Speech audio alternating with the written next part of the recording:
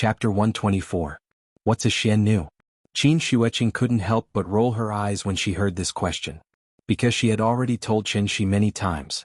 Since her sister-in-law didn't want to answer, Qin Ruoying immediately explained, Xian Nu is the witch who presides over the Elysium sacrificial ceremony. The sacrificial ceremony is held once a year, similar to the ancestral worship during the New Year. What are the conditions? What are the requirements to become a Xian Nu? There are no special requirements. You have to be under the age of 10 and automatically step down when you reach the age of 30. No requirements? As long as you're of the right age? Qin Shi pondered for a moment. Then, as if he had thought of something, he quickly asked, what happens after you're chosen?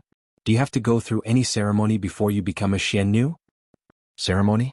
Qin Ruoying thought for a moment, then said with some uncertainty, I can't remember clearly. I remember that on the day we became Xian Nu, we entered the ancestral hall. After entering, the clan elder asked us to make a wish. He said that every Xian Nu can make a wish. Yes.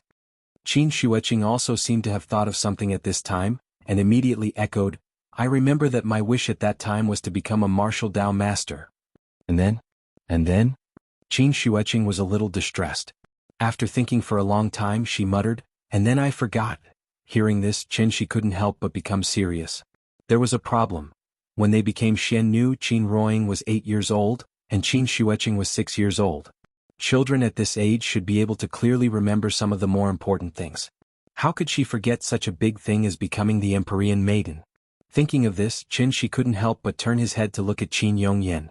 Qin Yongyan seemed to know what he wanted to ask, so he directly answered, Xian Nu make wishes in the ancestral hall. I can't go in, so I don't know what ceremony to hold before becoming a Xian Nu. Qin Shi frowned slightly.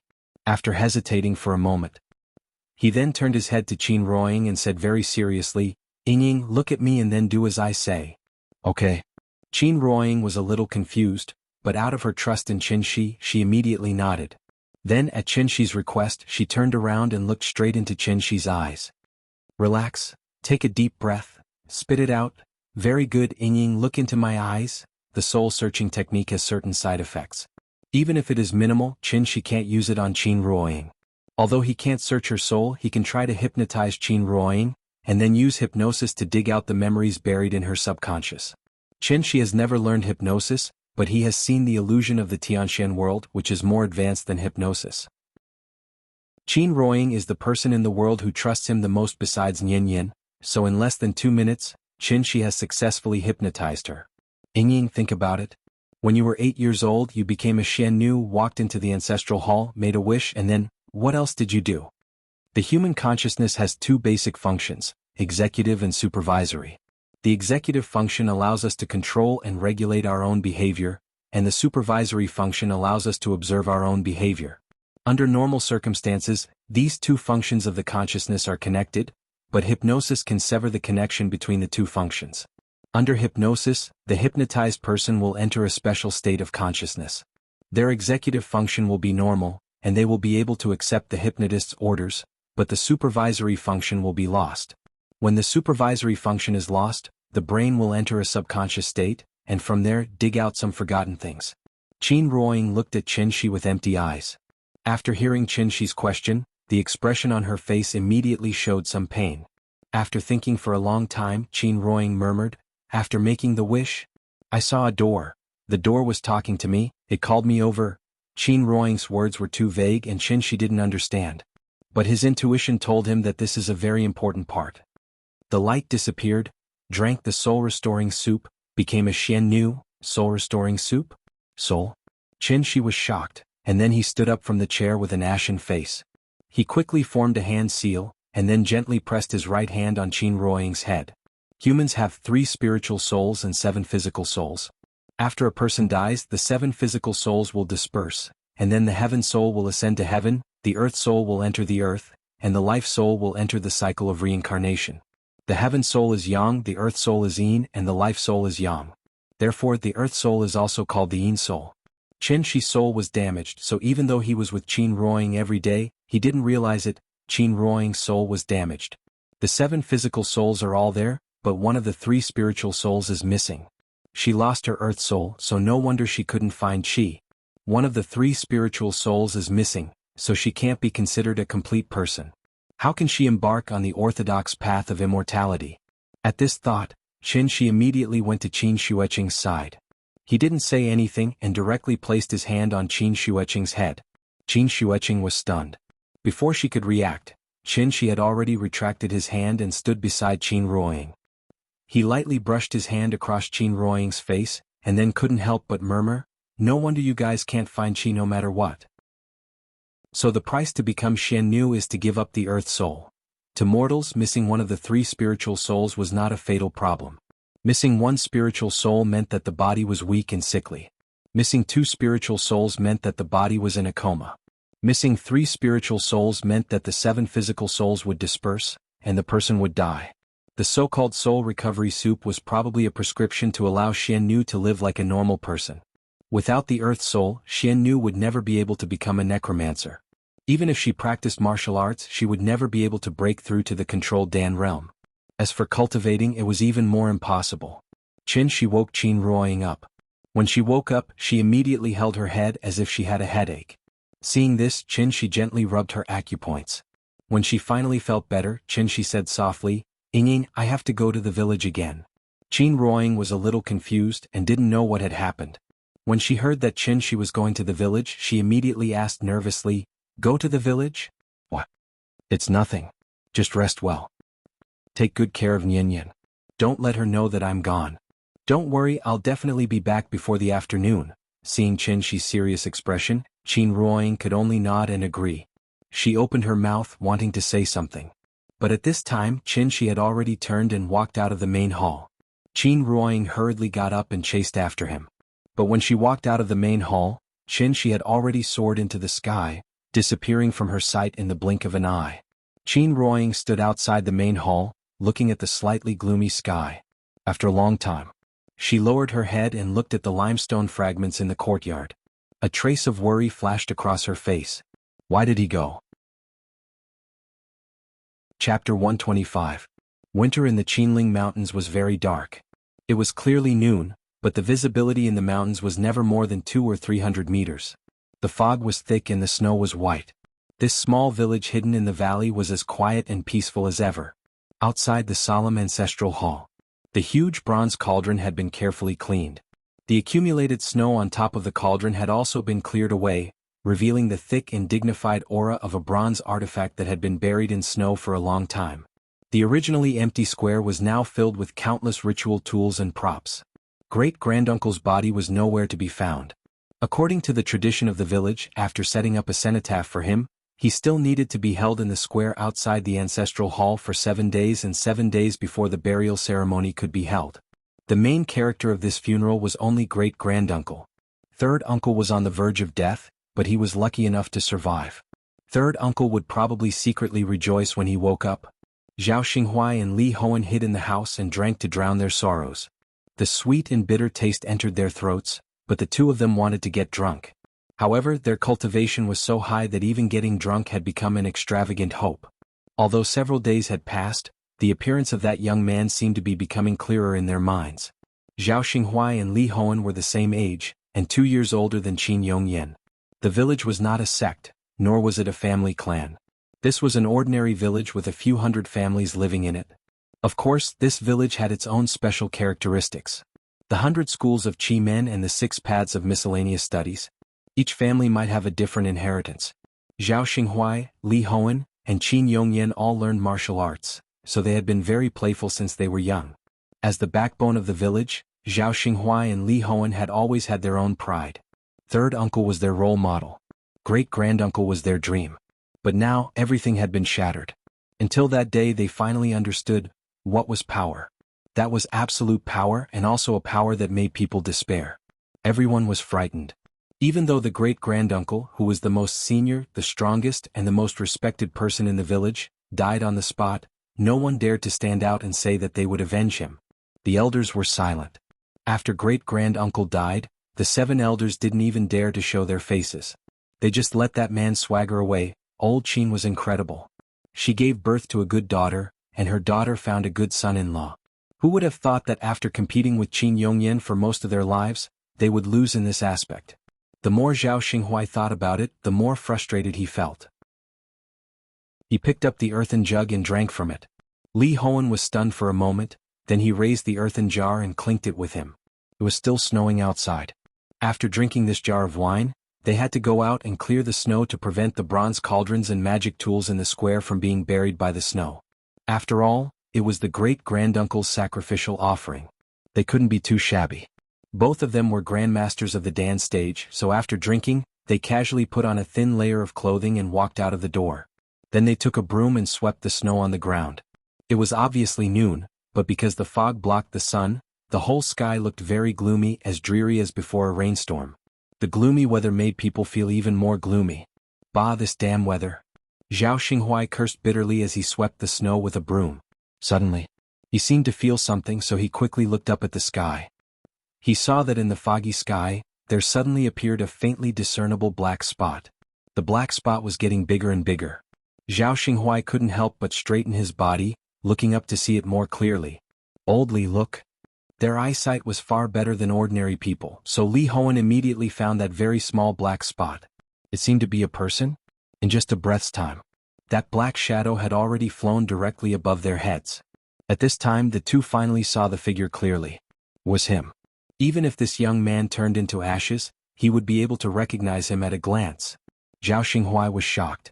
Almost without thinking, he raised the broom and put on a defensive posture. However, the young man flying in the sky didn't seem to see them at all. They didn't see him do anything, but a long sword suddenly appeared in his hand. Oh no! As soon as he saw the sword, Zhao Xinghuai panicked.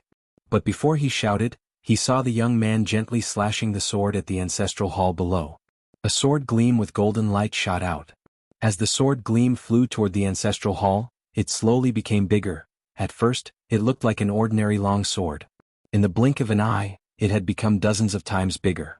When it was about to reach the ancestral hall, the sword gleam seemed to have become a high-speed train, directly hitting the middle of the ancestral hall's door. Boom! The ancestral hall's door exploded with a loud bang, immediately setting off thousands of violent turbulence. The wooden door was swept by the violent turbulence, instantly smashed into countless pieces. However, it wasn't over yet. After hitting the ancestral hall's door, the sword gleam didn't stop. Like a train that didn't stop, the sword gleam passed through the front yard, crushed the main hall, and only stopped when it hit the hillside behind the ancestral hall. This young man's casual swing of the sword actually cut the ancestral hall in half. The sword gleam disappeared. The violent turbulence that it set off became even more violent. Zhao Xinghuai stood in the square, holding his dantian and crossing his arms in front of him. The violent flying sand and gravel kept hitting his body, causing his skin and flesh to hurt. If he continued to resist like this, he might suffer unnecessary injuries. So Zhao Xinghuai thought for a while, and had no choice but to put down his pride as a grandmaster.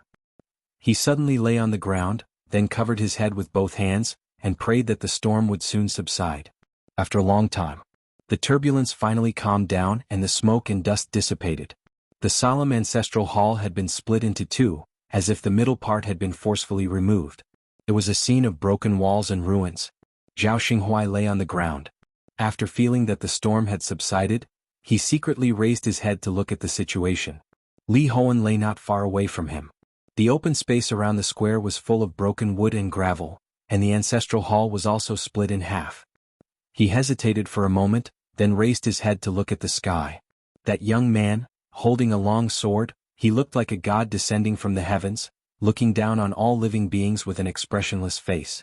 He gently landed not far in front of Zhao Xinghuai. Then his voice slowly reached Zhao Xinghuai's ears. I don't want to kill for no reason, so I want to ask you to tell me, Xian Nu's ghost, where is it? These words were not directed at Zhao Xinghuai alone. His voice was very soft, but it rang in every corner of the village at the same time. The tranquility of the village was broken. Countless people came out of their rooms and rushed toward the square. Looking from the sky, it was like a piece of white paper suddenly appeared with many ants. The crowd was crowded, but no one dared to approach the square. Qin Shi held a long sword, silently looking at the ancestral hall in front of him. Suddenly, a group of old men came out from the ruins of the ancestral hall. There were a total of 7 of them, all wearing white training clothes, and they were of different sizes. The leader was holding the dragon-headed walking stick of great-granduncle that day. He probably took over great-granduncle's position after his death. The 7 old men stood on the steps looking at Qin Shi from afar. After hesitating for a moment, the leader of the old men sighed softly, "You are already a heavenly being at such a young age, why do you have to force us old bones?" Hearing this, Qin Shi could not help but sneer, "Hand over the Xianyin soul and I promise not to hurt anyone." As his voice fell, the leader of the old men fell silent. The few old men beside him could not help but have a slight change in expression. Immediately after, they silently communicated with their eyes. This ancient village hid many secrets. For example, Xian Nu's ghost was actually the key to opening the Divine Gate. The Divine Gate had not appeared for more than 100 years, and Xian Nu had been replaced by batches. It was not until this batch that they finally received a heavenly warning, confirming that the Divine Gate was about to open. This was also their last chance. Several old men looked at Qin Shi at the bottom of the steps, silently communicating. Chapter 126. The wind and snow continued. The elders did not speak. They were communicating with their eyes. Perhaps it was their unique tacit understanding. Qin Shi did not understand, nor did he bother to guess. He stood in the square with his sword in hand, quietly waiting for their reply. More and more people gathered around, but no one dared to approach the square. Zhao Xinghuai and Li Hoan had already retreated to the small house where they were drinking. The cold wind whistled past, and the square was a scene of desolation. After about 2 minutes, the elder with the dragon-headed cane finally turned his head and glanced at Qin Shi. But then he shifted his gaze away. The expression on his face was very complicated, as if he was still struggling with something. In fact, on the day when Qin Shi took away Qin Ruoying, they had already discussed it. At that time they chose to compromise. But what they did not expect was that Qin Shi would actually come back and want to take back Xian Nu's ghost. Everyone handed the right to make the decision to him, which put a lot of pressure on him. After looking at the elders again, seeing that they all nodded at him, the elder frowned and finally made the final decision. "We agree to your request." Hearing this, Qin Shi could not help but nod, very satisfied with his answer. The elder slowly walked down the stairs with the dragon-headed cane, then went straight to the giant bronze cauldron. "The ghosts of Xian Nu have been sealed in this giant cauldron for generations, I will now release them." After explaining to Qin Shi, the elder suddenly jumped up and inserted the dragon-headed cane in his hand into the giant bronze cauldron. The sound of metal colliding was suddenly heard. Immediately after, a golden light suddenly emerged from the giant bronze cauldron. The golden light was as small as the light from a laser pointer at first. But in the blink of an eye, the light had become as thick as a bucket. The golden light burst into the sky. A crack was instantly torn in the gloomy sky. The clouds in the sky churned. As if affected by something, with the golden light as the center, a huge cloud vortex gradually condensed in the clouds. What was even stranger was that the cloud vortex was rotating at a speed visible to the naked eye. The old man standing beside the giant cauldron became excited when he saw the scene in front of him. Suddenly, a faint fluorescent golden barrier appeared above the village, instantly enveloping the entire valley. Then a strong vibration came from the ground as if there was an earthquake. Immediately afterward, a golden light pillar as thick as a bucket rose from the 4 corners of the valley. These 5 pillars of light seemed to be the pillars of the barrier. When the light pillars rose from the 4 corners, the barrier in the sky became even more dazzling. The barrier was like a golden tortoise shell, encircling the valley where the village was located. The wind and snow that filled the sky suddenly stopped. The sun broke through the clouds. Almost instantly, everyone felt their eyes light up and their vision widened a lot. Formation array? Seeing this, Qin Shi couldn't help but frown. He still remembered that there was a stone tablet at the entrance of the village, with the word Fang Xian written on it. So he turned his head to look at the entrance of the village, only to find that the stone tablet was located at the place where the light pillar rose. He originally thought that this village only had a simple concealment formation, but after it was activated, Qin Shi found that this formation array was no small matter. There were only a few functions of the formation array: trapping, killing, illusory, and some non-offensive auxiliary formations, such as breath concealment and spirit gathering. This formation array was arranged according to the terrain of the dragon vein, and could be said to be very expensive. After the 5 light pillars rose, the spiritual energy of heaven and earth in the entire formation suddenly swept over like a tide, wave after wave. Qin Shi hadn't felt this surging spiritual energy of heaven and earth for a long time. But it was a little strange. With the conditions of the earth, even if it was a spirit-seizing formation set up by a Dongshu stage cultivator, It was impossible to set off such a strong spiritual energy tide in such a short time. Qinshi thought for a while. Then he suddenly understood. The formation in front of him was not a spirit-seizing formation, but a composite formation with both spirit-gathering and spirit-binding functions at the same time. The formation used the valley as the base, the 4 stone tablets in the 4 directions as the formation door, the giant bronze cauldron in the center of the square as the formation eye, and the valley terrain as the formation pattern. After the formation was set up, it would continuously seize the spiritual energy of heaven and earth from the Qinling Mountains, and then bind the spiritual energy within the formation. To seize such a large amount of spiritual energy of heaven and earth from the earth, this formation array was set up at least 500 years ago. The spirit-binding formation was a one-time use formation. After it was activated, the spiritual energy of heaven and earth accumulated over the years would burst out at once. In the heavenly jade world, cultivators above the golden core stage would usually set up a spirit-binding formation in their cave abodes, in case of emergency. This was like rain from the sky. So, Qinshi hurriedly sat cross-legged on the ground, taking advantage of the surging spiritual energy tide, and began to cultivate crazily. The opportunity couldn't be missed, so Qinshi didn't want to investigate why the old man suddenly activated this one-time auxiliary formation array. However, not long after he sat down cross-legged. The 4 light pillars in the north, south, east, and west suddenly turned into rainbows, like a rainbow bridge, and suddenly connected with the main light pillar above the giant bronze cauldron. The 5 light pillars suddenly gathered together, and the main light pillar immediately became very thick. Just by looking at its diameter, it was almost the same as the giant bronze cauldron. At this moment, the old man standing below the giant cauldron's face suddenly changed, and a burst of ecstasy appeared on his face. Then he suddenly knelt on the ground and shouted respectfully, "Welcome, Divine General." Before he finished speaking, a figure walked out of the light pillar. It was a burly man who was almost 2 meters tall. His upper body was bare, revealing his strong muscles. The man called Divine General was floating in midair. After slowly scanning the surroundings, he slowly opened his mouth and said, "Heaven's opening line, you only have the time of an incense stick. Speak." The old man knelt on the ground and looked up at the Divine General in the sky very sincerely. It seemed that he was so excited that his lips moved for a long time, but he didn't say a word.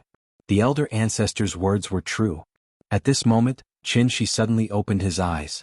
He looked at the man flying in the sky, then looked at the old man kneeling on the ground.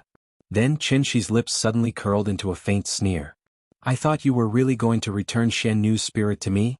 I didn't expect that you just wanted to ask for help. Forget it, since you don't want to give it to me, I'll find it myself." As he said that, he slowly stood up from the ground. After hearing Qinshi's words, the Divine General lowered his head and noticed him. One was in the sky. One was on the ground. Chapter 127. The spirit-binding array that had existed for hundreds of years was suddenly activated. Wave after wave of heaven and earth spirit chi surged, giving Qinshi an illusion. It was as if he had returned to the Tianxian domain. The surging heaven and earth spirit chi created an extremely comfortable environment for him, so comfortable that all the pores on his body could not help but open up naturally.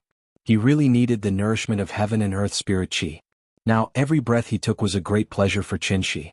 The spirit chi surged and the golden light soared into the sky. When the so-called Divine General walked out of the pillar of light, Qinshi finally understood the meaning of the existence of this array. This spirit-binding array was actually the last trump card of the village. The Divine General of the Elysium. The accumulation of hundreds of years of the array was only in exchange for the time it took for the Divine General to appear. When Qinshi killed great-granduncle and took Qin Ruoying away, they did not activate the array. Now that he came back to ask for the ghost, these old guys finally chose to activate the array, and tried to fight to the death with Qinshi. It could be seen that Shen Nu's ghost was more important to them than their own lives. Qinshi looked up at the burly man flying in the sky. A long sword of frost suddenly appeared in his hand. The old guys at least had the chance to struggle and hesitate, but he did not. Because he was faced with only one choice. Take back Yingying's ghost.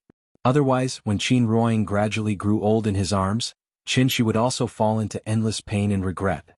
He could not accept the arrival of that day. Therefore, then let's fight. If they were not willing to give, then let's fight. Qinshi was determined to kill, and the long sword of frost immediately glowed faintly. Then, under the slightly surprised gaze of the Divine General, he suddenly waved the long sword in his hand.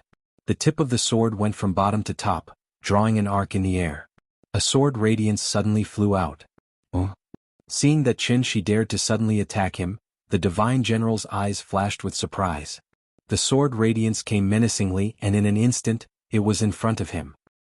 He did not seem to move, but a ball of blazing flames suddenly sprang up around the divine general. A barrier of stellar energy that seemed to be made of flames instantly formed. Bang! The sword radiance slammed into the flame barrier, like a typhoon erupting, and a storm of chi soared into the sky. But right after that, the flame barrier suddenly expanded. Then a huge fireball with a diameter of more than 10 meters appeared in the air. Interesting. Accompanied by a burst of laughter, the divine general's figure suddenly flew out of the fireball. He suddenly stretched out his right hand and formed a claw with his 5 fingers. He clawed at the air and a golden fireball appeared in his palm. After the golden fireball appeared, the divine general's body seemed to be on fire. Golden flames kept jumping around him.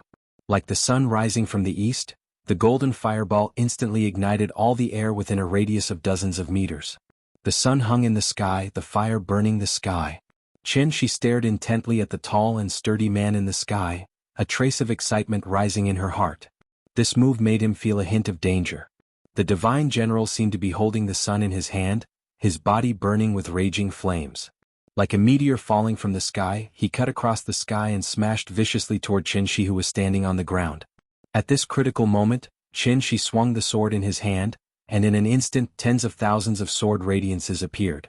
Countless long swords made of frost and snow appeared around him. They floated in the air, quietly waiting for orders. Qin Shi pointed his sword to the sky, and the floating swords immediately turned their tips and aimed at the fireball in the sky. The third move of the moonlight sword technique. 10,000 swords returned to the sect.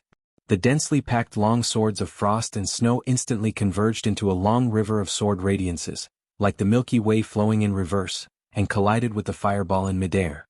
The entire sky was instantly divided into 2 worlds. On one side of the divine general of the stellar of time, flames and snakes of fire danced in the sky. It was as if one was above the sun, the crown flow feathers shining brightly. On the other side of Qin Shi, wind and clouds surged, snow and ice splattered everywhere, as if one was caught in the most violent snowstorm of the North Pole. The two of them seemed to be separated by an invisible and boundless glass wall. In one world there were 2 kinds of wonders. It was truly amazing. Boom. The moment the sword radiances met the fireball, it was as if a nuclear bomb had exploded. A strong shockwave suddenly erupted, and the old man closest to them was immediately sent flying by the violent strength chi. Such a violent shockwave instantly turned all the houses around the square into ruins. Fortunately, most of the people in the village were not ordinary people, and those who dared to come close to watch the battle were experts of a certain level of strength. But even so, the aftermath of the battle still caused them serious internal injuries. It was too terrifying. Just the aftermath of the battle between the two of them could cause such a huge amount of damage. Was he still human? Zhao Xinghuai lay on the ground, trembling. Suddenly he came to his senses and quickly stood up, clutching his chest in pain. Then he pulled Li Hoan up, turned around and shouted to the crowd behind him, "Everyone run! Leave the village. The farther the better." The crowd of onlookers fled in all directions. A battle of this level was no longer something they could watch. On the square, the shock wave caused by the battle between the two of them finally subsided. The square, which was originally the size of 2 basketball courts, seemed to have been hit by a huge invisible iron ball. With Qin Shi as the center, a huge circular crater appeared on the ground of the square. The deepest part of the crater was at least 5 meters deep. Qin Shi floated in the middle of the crater, facing the divine general of the stellar of time in the sky. After this collision, they had more or less figured out each other's strength, so they did not intend to attack immediately. The divine general looked at Qin Shi thoughtfully, then suddenly laughed. "Your cultivation is not very high, but the move you used just now was really powerful." From the looks of it, he seemed to be very interested in the sword art that Qin Shi had just used. "Is that so?" Qin Shi raised her eyelids and looked at the tall and sturdy man. She couldn't help but sneer. The divine general in front of him was not an immortal cultivator, but after exchanging blows with him, Qin Shi could roughly estimate his strength. Above Yuanying and below soul formation. What about himself? In fact, he was now like a sorcerer without mana. He still had his realm, but his accumulation of vital energy was far from enough. When the array was activated just now, Qin took the opportunity to absorb a wave of spiritual energy from heaven and earth, which allowed him to successfully use the third move of the Moonlight Sword technique. 10,000 swords returned to origin. Qin floated above the crater, holding the long sword silently, as if he was thinking about something. The divine general did not seem to be in a hurry, because the person in front of him had indeed piqued his interest. After a while. Chapter 128. Wasting time? He was probably stalling for time. After hearing the elder's words, the immortal general lowered his head and looked at Qin with a faint smile. He thought for a moment and suddenly spread his hands. Following that, 2 golden fireballs leaped up from his palms. I'm very interested in the sword technique you used just now. If you give it to me, I promise I won't attack again. He was very interested in Qin's sword technique. The expressions of the few old men who were hiding nearby changed drastically when they heard his words. If the immortal general didn't attack, then after he left, that young man would probably massacre the entire village. If they had known this would happen, they would have just returned the Yin soul to him. Qin held his sword and floated above the giant pit. He lowered his head and didn't say a word. No one knew what he was thinking. After hearing the immortal general's words, Qin looked up at him. It seemed that he didn't like the feeling of looking up at others. So Qin flew up until he reached the same height as the immortal general. Then he said calmly, "You want my sword technique? You have good taste." The Moonlight Sword technique was comparable to the 49 forms of heaven's divination. There were only 3 forms, but the power of these 3 forms would increase as the user's realm increased. Gold will always shine. Your cultivation isn't high enough, so you won't be able to use the true power of this sword technique. Why don't you give it to me? What do you think? The immortal general smiled. As he spoke, he looked at the 2 golden fireballs in his palms. The golden fireballs kept jumping as if they were silently threatening him. I might not be able to kill you in 30 minutes, but I don't think it'll be a big problem if I want to seriously injure you. The immortal general was very confident, as if he had Qin under control. Hearing this, Qin couldn't help but laugh. This sword technique is called the Moonlight Sword technique. It's of the Yin attribute. It might conflict with your fire attribute technique. That's not important. No one will complain about having too many techniques. The immortal general said indifferently. However, Qin's next words stunned him.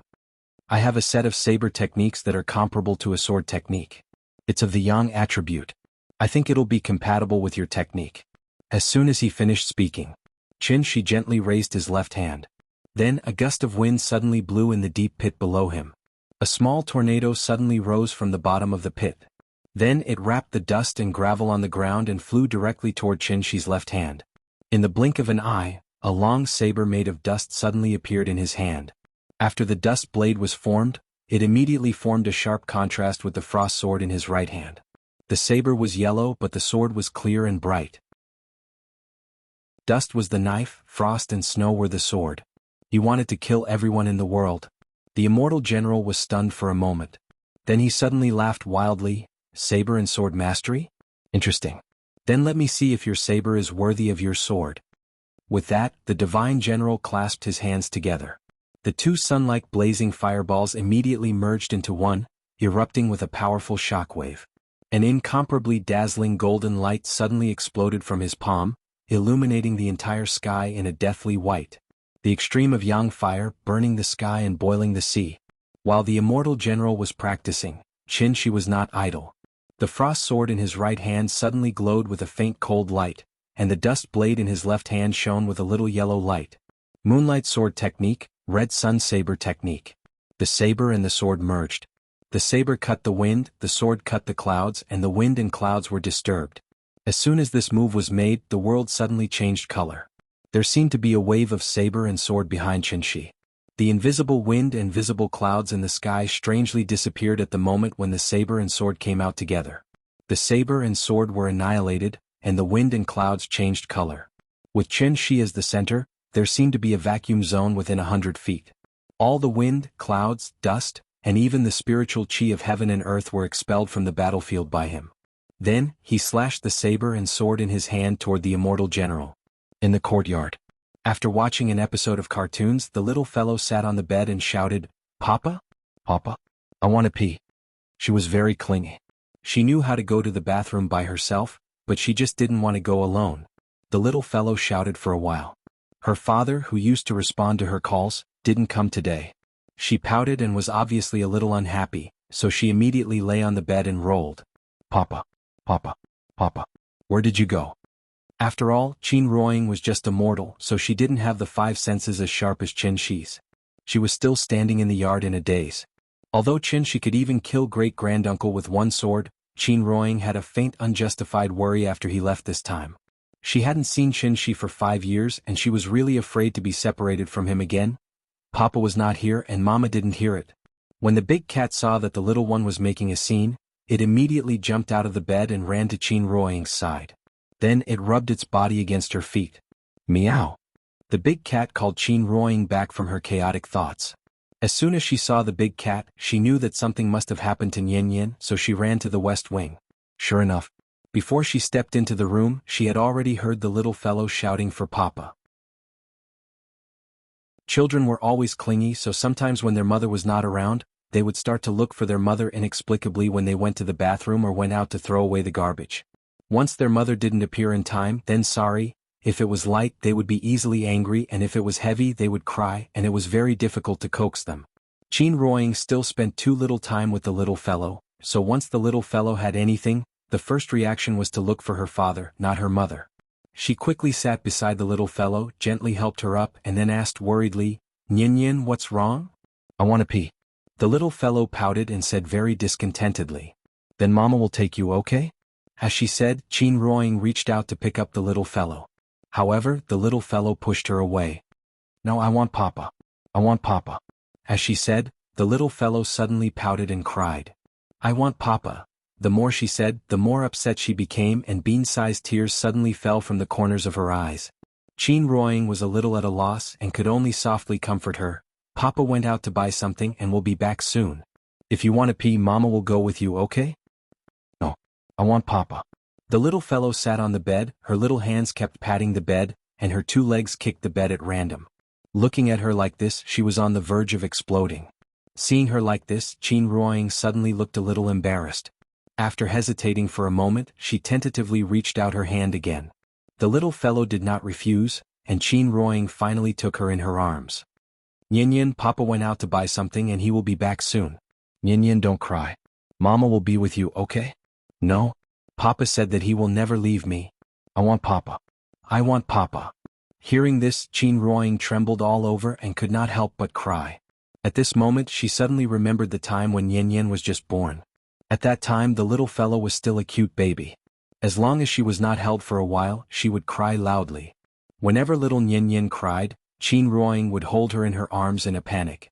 Shaking and shaking, it would take a long time for little Nian Nian to stop crying and giggle. So what she was most afraid of at that time was that the little fellow would cry. Time flew, and the child had grown so big. Chapter 129. Qin Ruoying held the little girl in her arms. All of a sudden she seemed to realize something. When she left Nian Nian was still young, so she had no impression of her. Although Qin Shi came back later, he had been with the little girl since he came back. With his meticulous care and love, Qin Shi succeeded in occupying more and more weight in the little girl's heart. He had surpassed her mother and Aunt Zhang. Therefore the little girl only needed her father now. Her father was her whole world. The intimacy between the father and daughter at any time made Qin Ruoying feel very lost. Father, mother, child. They were supposed to be a close family of 3. But because of the short separation before, there was a faint sense of alienation between them.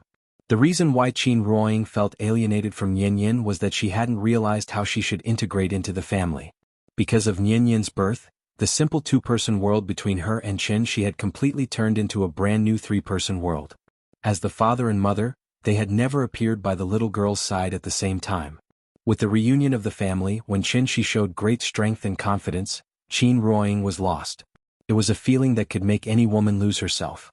At the same time, it was also called a sense of security. Therefore she felt extremely worried when Qin Shi just left for a while. Just like Nian Nian, she had to look for her father when she went to the toilet. Compared to her daughter, how much better was she? The mother and daughter were too dependent on Qin Shi. He was the perfect husband and the perfect father. She, on the other hand, was just an unqualified mother. Thinking of this, Qin Ruoying suddenly stopped crying. After wiping her eyes without leaving a trace, She let go of the little girl and carefully wiped her tears. Nyan, don't cry. Daddy didn't leave you. He just went to buy groceries. He'll be back soon to cook for you. Don't you like Daddy's cooking the most? What do you want to eat tonight? I don't want to eat, I want Daddy. The little guy kicked the bed, still throwing a tantrum. Chin Roying had no choice but to hug her gently and keep trying to reason with her. After a long while, after the little girl calmed down a little, Chin Roying immediately picked her up and carried her to the bathroom. Let's go. Don't you want to pee? Mama will take you there. Be careful not to wet the bed again. Hearing this, the little guy was like a cat whose tail had been stepped on. He immediately pouted and shouted softly, I don't wet the bed. In the past life and in this life the two looked at each other, the sword and the sword were used to cut off their worries. I walk alone in the heavens and under the earth. I am duty-bound and crazy for love. This set of sword and saber techniques didn't originate from the heavenly Yen divine sect. Instead, it was an ancient inheritance that Qinshi obtained by chance. The Dark Heaven Evil Emperor. The third form of the saber, the third form of the sword. The third form of sword and saber. 3 by 3 is inexhaustible, 9 by 9 returns to 1. The saber cut the wind, the sword cut the clouds, and the wind and clouds were disturbed. Although it was a divine skill, it didn't change the fact that Qinshi's cultivation had been damaged. Qinshi, who was seriously injured, faced the divine general who was in his peak state. The divine general held the golden crow in his hand. It was like the sun had descended to earth. Thousands of golden pillars of fire swore to burn everything in the world to ashes. Qinshi's face was as calm as water.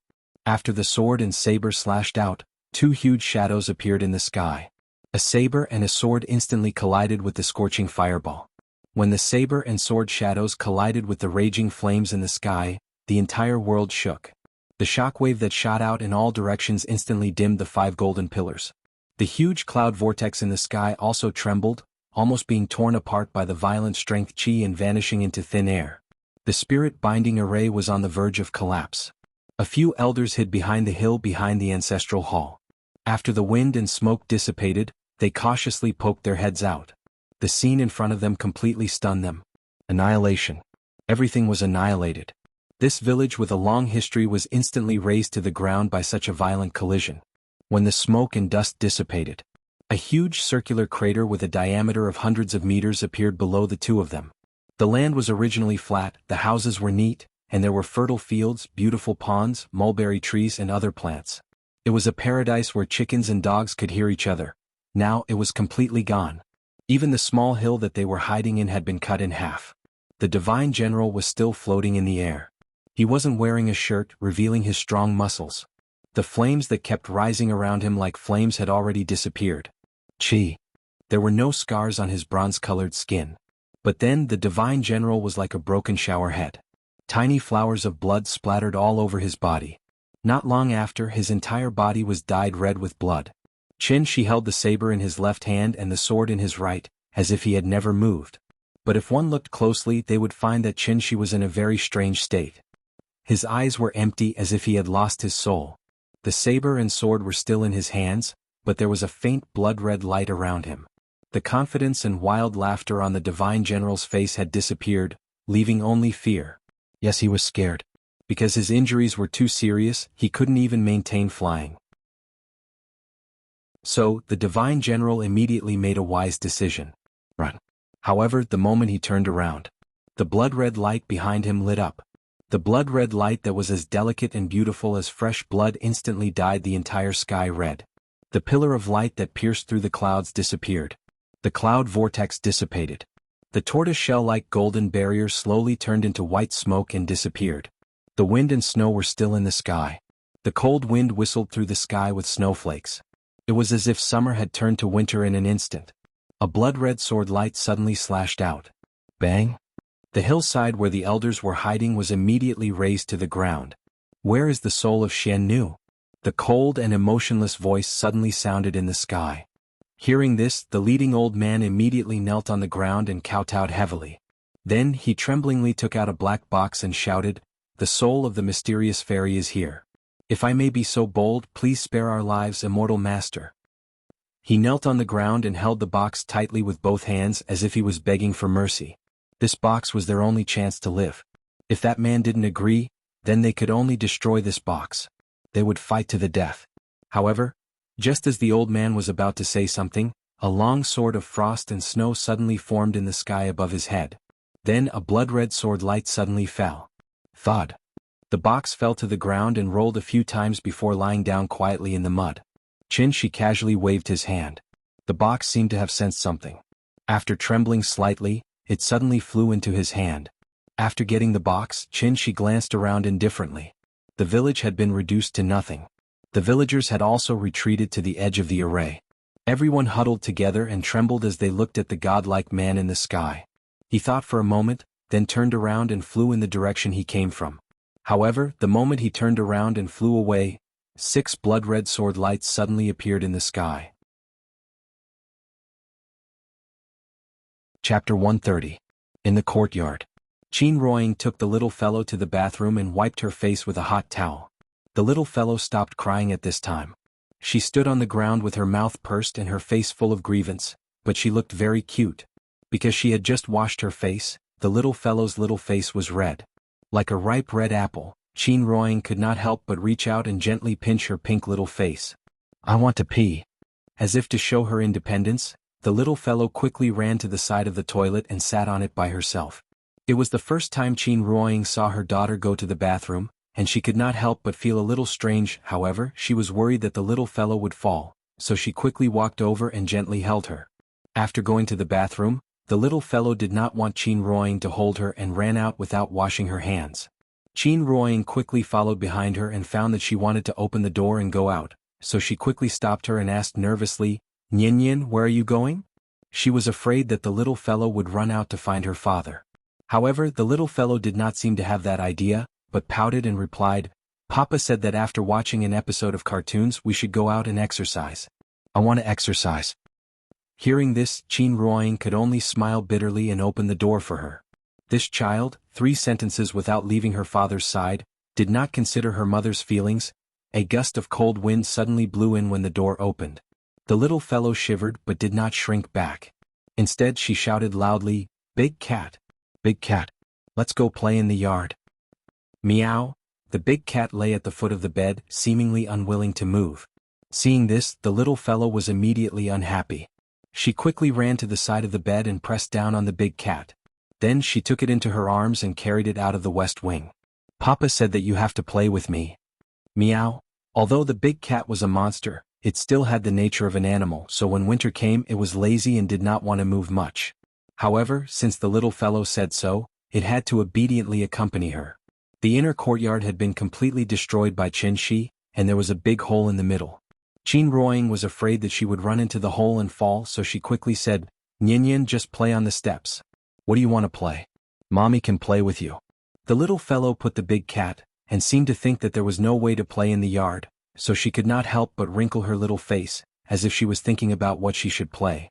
Seeing this, Qin Ruoying immediately racked her brains to think of something. What to play? She had to say, as a mother's mothers, therefore, it was best to take this opportunity to cultivate a good relationship with the little fellow. Qin Ruoying thought for a while, and then suddenly came up with a wonderful idea, so she immediately said to the little fellow, "Nian, Mommy will play hide and seek with you, how about it?" "Hide and seek?" The little fellow was stunned for a moment, and then jumped up happily. She was so happy that she clapped her hands and shouted, "Okay. I want to play hide and seek."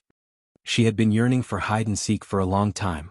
It was just that she used to live in the Kangju district and that house was too small, so she could not play. Aunt Zhang did not like her to run around in the district, so she had never allowed her to play hide and seek with other children. Therefore, when Qin Ruoying proposed this idea, the little fellow was immediately excited. The courtyard was so big and there were so many rooms. It was perfect for playing hide and seek. The mother and daughter quickly reached a consensus. Qin Ruoying found and the little fellow hid. After the discussion, Qin Ruoying leaned against the wall and loudly chanted the 30-second countdown. Hearing her countdown, the little fellow, who was still giggling, immediately panicked.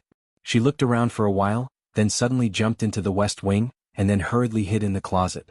The west wing was the place she was most familiar with, so her first reaction was to go back to the room. This was the first time she played hide and seek, so she did not have much experience, so she made a lot of noise. After Qin Ruoying finished counting down, she walked into the room with a faint smile. After looking around, she knew that the little fellow must have hidden in the closet.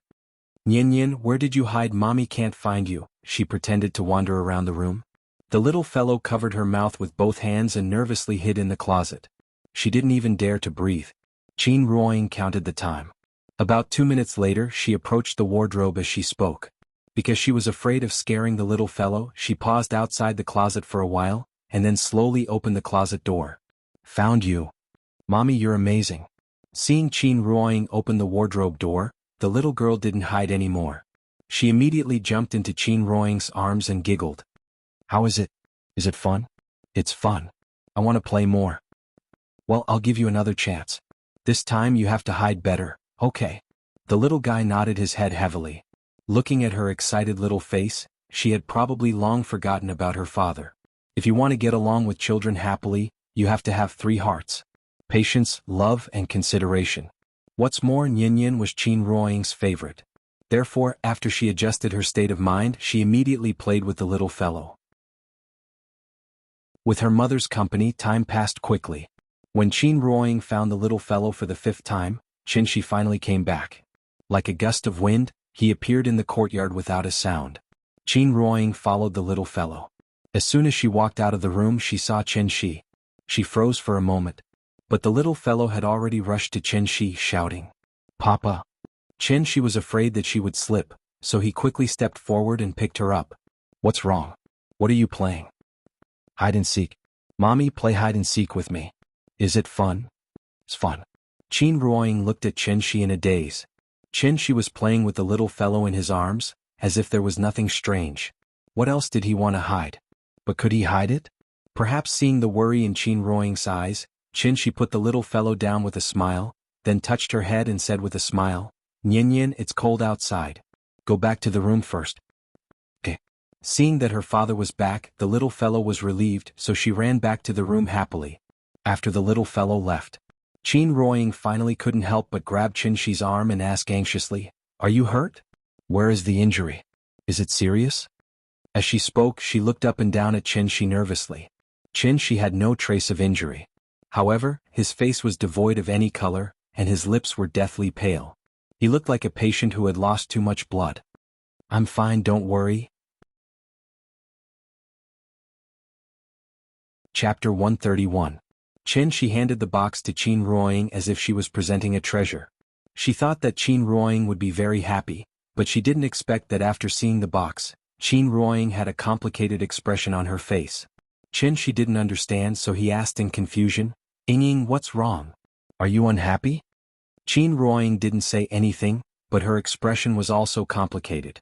Qin Shi thought she didn't understand the importance of this, so he explained, "The reason you can't sense qi is because when you became Shen Nu, they extracted your earthly soul.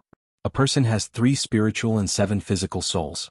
Without 1 spiritual soul, you can't be considered a complete person. It's because of this that you can't cultivate." Before Qin Shi could finish, Qin Ruoying suddenly interrupted him. "I can choose not to cultivate." With that, Qin Ruoying hurriedly took Qin Shi's hand and sighed softly, "Do you know what my wish was when I was 8 years old?" "The wish you made when you became Shen Nu?"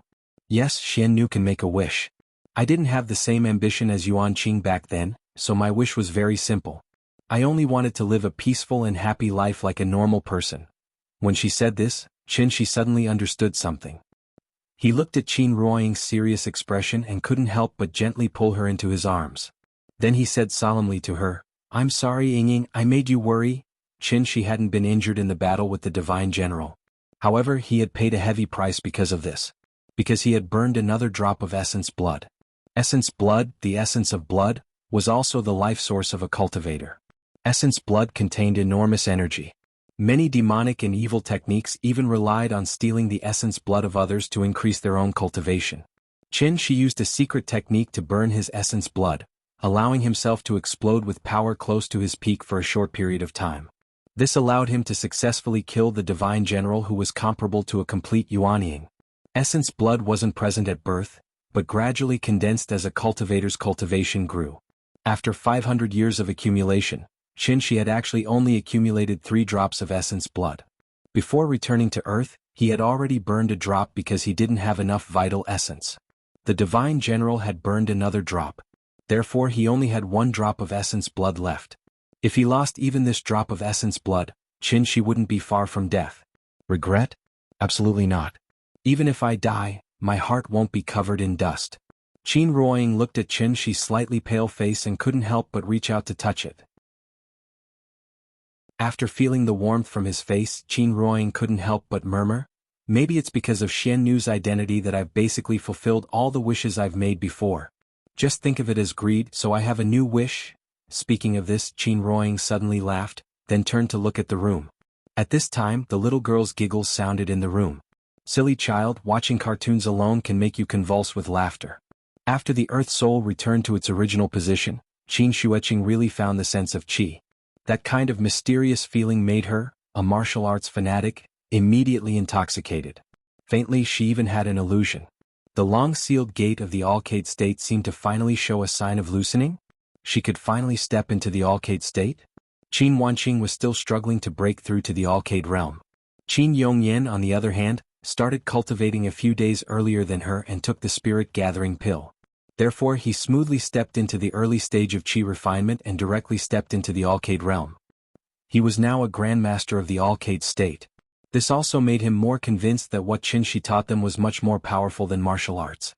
His father-in-law and sister-in-law were both obsessed with cultivation, so they didn't even come out for dinner. Qin Shi didn't want to interrupt this kind of state where they forgot to eat and sleep, so he left some food in the refrigerator for them. After dinner, Qin Shi wanted Qin Ruoying to also cultivate. But at this time, Qin Ruoying shook her head and proposed to take a walk in Hohai. Take a walk? The little girl was lying on the bed. After hearing her mother's suggestion, she immediately raised her hands and feet, expressing her absolute approval. Being cooped up at home every day, this little girl was about to become moldy. In winter, the sun set early. It wasn't even 7 o'clock in the evening, but some places without street lights were already pitch black. Outside the big house, one could see the old street light at the entrance of Dongming Alley. The light of the street light was slightly yellow, elongating the shadows of the family of three. The little girl held Qin Ruoying's left hand and Qin Shi's right hand. She squatted on the snow, and her two small cotton boots seemed to have turned into skis, constantly yelling for them to run. Just like the sleigh pulling the carriage at Christmas, her parents were the elk pulling the carriage. And she was Santa Claus bringing joy to the mortal world. Since their daughter had this request, her parents had to agree even if they had to work like cows or horses. Thus, Qin Ruoying and Qin Shi looked at each other and smiled, and immediately pulled her to a trot. Giddy up. Horse run. Horse run. The sleigh started running, and the little girl's 2 feet immediately pulled a long track on the ground. She was so happy that she giggled, feeling that it seemed to be more interesting than riding a big cat. Qin Ruoying's physical fitness was average. In winter she wore a lot of clothes and the snow was difficult to walk on, so after running for a while she was tired and panting. And because she was so happy she kept laughing. The intense exercise and the stimulation of the cold air immediately caused a sharp pain in her abdomen. Exercise-induced abdominal pain. Ouch. Qin Ruoying gasped for air as she clutched her stomach and groaned. Seeing this, Qin Shi quickly stopped. Qin Shi used his true essence to help her recuperate. After seeing that she was better, Qin Shi said to the little girl, "Mommy's body isn't good. Yin Yin, come, Daddy will play with you. Today I'll let you experience what it means to be fast and furious." Okay. After Qin Ruoying stopped, the little girl sat down on the ground. Hearing Qin Shi's words, she immediately stretched out her hands and took Qin Shi's right hand. "Little princess, let's go." After that, Qin Shi started running. In this kind of snow they couldn't run too fast. If the little girl couldn't control herself, she would be dragged to the ground by Qin Shi. Therefore, Qin Shi could only pay attention to the little girl's state while slowly speeding up. In fact, the speed was not very fast, but the little girl was very excited. She happily giggled and said, "Papa, come on. Papa, come on." It was really much more fun than riding a big cat. Hohai had not completely frozen, and the skating rink had not been opened, so now Shikahai looked a little deserted. The weather was still too cold, so the family of three returned home after a round. In the evening, after the little girl fell asleep, Qin Ruoying finally began to cultivate. She had figured it out. If she neglected her daughter because of cultivation, then she was not worthy of being Yin Yin's mother. In a dark room, the little girl fell asleep sweetly, while Qin Shi and Qin Ruoying sat cross-legged on her left and right. Suddenly, Qin Shi opened his eyes. Chapter 132. Outside the house, the cold wind was whistling. The big pit that Qin had stepped on had been covered with a shallow layer of snow. The bluestone floor was broken into pieces, protruding in the east and concave in the west. There were thousands of gullies, and if one was not careful, one would slide down. Seeing that the little fellow's activity area was suddenly missing such a large area because of him, Qin thought that he should find someone to repair it tomorrow, so that the little fellow could continue to gallop in the yard. Perhaps he could also buy her a set of children's outdoor expansion equipment? Just like the large-scale expansion equipment in the shopping mall, there were tire arrays, rock climbing, balance boards, ring bridges, scaling ladders, and so on. It was very playable and could also be used to train the little fellow's balance, athletic ability, coordination ability, and many other aspects. Qin did not consider letting the little fellow cultivate for the time being. That was because Nian still had to go to school in the future. At that time she would definitely play with other children in school. If she lost control a little and slapped other children, it would be troublesome. Therefore it would not be too late to teach her cultivation when she was a little more sensible. While thinking, Qin flew out of the yard. He wanted to go out and find another place to cultivate. Although the spiritual energy of heaven and earth near Shikahai was very rich, now his wife, sister-in-law, and father-in-law were all cultivating here.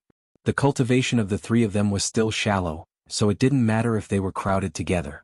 However, Qin's cultivation was too high, so he must not stay with them. Because once he started cultivating, he would immediately form a spiritual energy black hole in the courtyard, sucking all the spiritual energy of heaven and earth nearby into his body. How could others cultivate like this? Therefore Qin could only come out and find another place.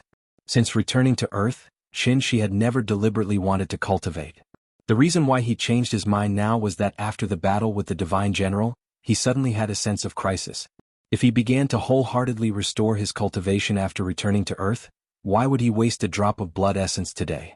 Strength was the basic guarantee of a happy life. In order to make his happy life last longer, Qin decided to start cultivating seriously. In the past he had nothing to live for, but now he was full of happiness, so his fighting spirit was high. If he wanted to cultivate, he had to first find a suitable blessed enclave. Blessed enclaves were usually located in places where there were very few people. For example, in the mountains and on the islands, it was very easy for blessed lands to appear. The so-called blessed enclave was actually a place with dense heaven and earth spirit chi. As the capital of the country, Shangjing's geographical location was excellent. It was located at the intersection of the plains and the mountains. The steep mountains, the rushing rivers, and the fertile plains were all in one place. It was a treasure trove of wind and water. It was also the best place to build the capital. There were two mountain ranges in the vicinity. The Taihang mountain range ran from the north to the south and was majestic. The Yen mountain range ran from the west to the east, and was vast and boundless. To the west was Taihang mountain, and to the north was Mount Yen. Mount Yen was still a bit small and not grand enough, so Qin thought for a moment and directly eliminated Mount Yen. Now that the tourism industry was developed, places with slightly better scenery were all listed as scenic spots. It was estimated that when the big cat was looking for a place to cultivate, it also took a lot of effort to find Mount Amei. Qin flew and searched. It wasn't until he flew over the Spirit Mountain in the western suburbs of Shangjing that he finally found a remote place with dense heaven and earth spirit chi. This mountain range was steep, and it was estimated to be more than 2,000 meters above sea level. The top of the mountain was already covered with a thick layer of snow. Standing on the top of the mountain, when the clouds surged, the clouds paved a road and people walked in the sky. It was like a fairyland. Qin looked around, and after confirming that there was no one else around, he sat cross-legged on a large rock at the top of the mountain and began cultivating. As he gradually entered the state, Qin's body seemed to turn into a black hole, and the surrounding heaven and earth spirit chi rushed towards him. Within a radius of tens of meters, there was strangely no wind, like a color photo, and everything seemed to be still. On the top of the snowy mountain, a bright moon hung in the sky, and the surrounding stars were overshadowed. Time flew. When Qin opened his eyes again, the sun on the horizon just happened to show a corner of the clouds.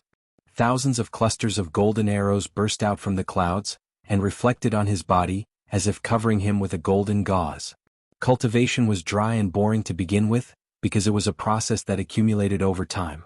Qin was not in a hurry. After seeing the sun rise, he immediately got up and left the top of the mountain, because he had to go back to prepare breakfast for the little fellow.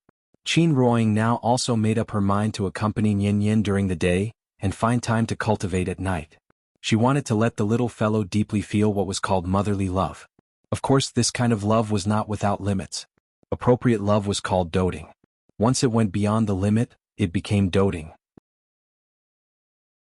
To any child, being spoiled was definitely not beneficial. Qin Ruoying also put in a lot of effort. Although she had only been with Nian for a few days, she was very keen to find a problem that had not yet occurred. Nian was very smart and sensible, and she rarely lost her temper. Although sometimes she also liked to make trouble, more often than not, Nian liked to quietly watch cartoons with the big cat. Nian never seemed to be very interested in the outside world. Playing games with her parents, watching cartoons with the big cat. This was all the content of her life. This way of life was absolutely wrong. Because she lacked communication with her peers, and also relatively lacked the psychological and ability to socialize.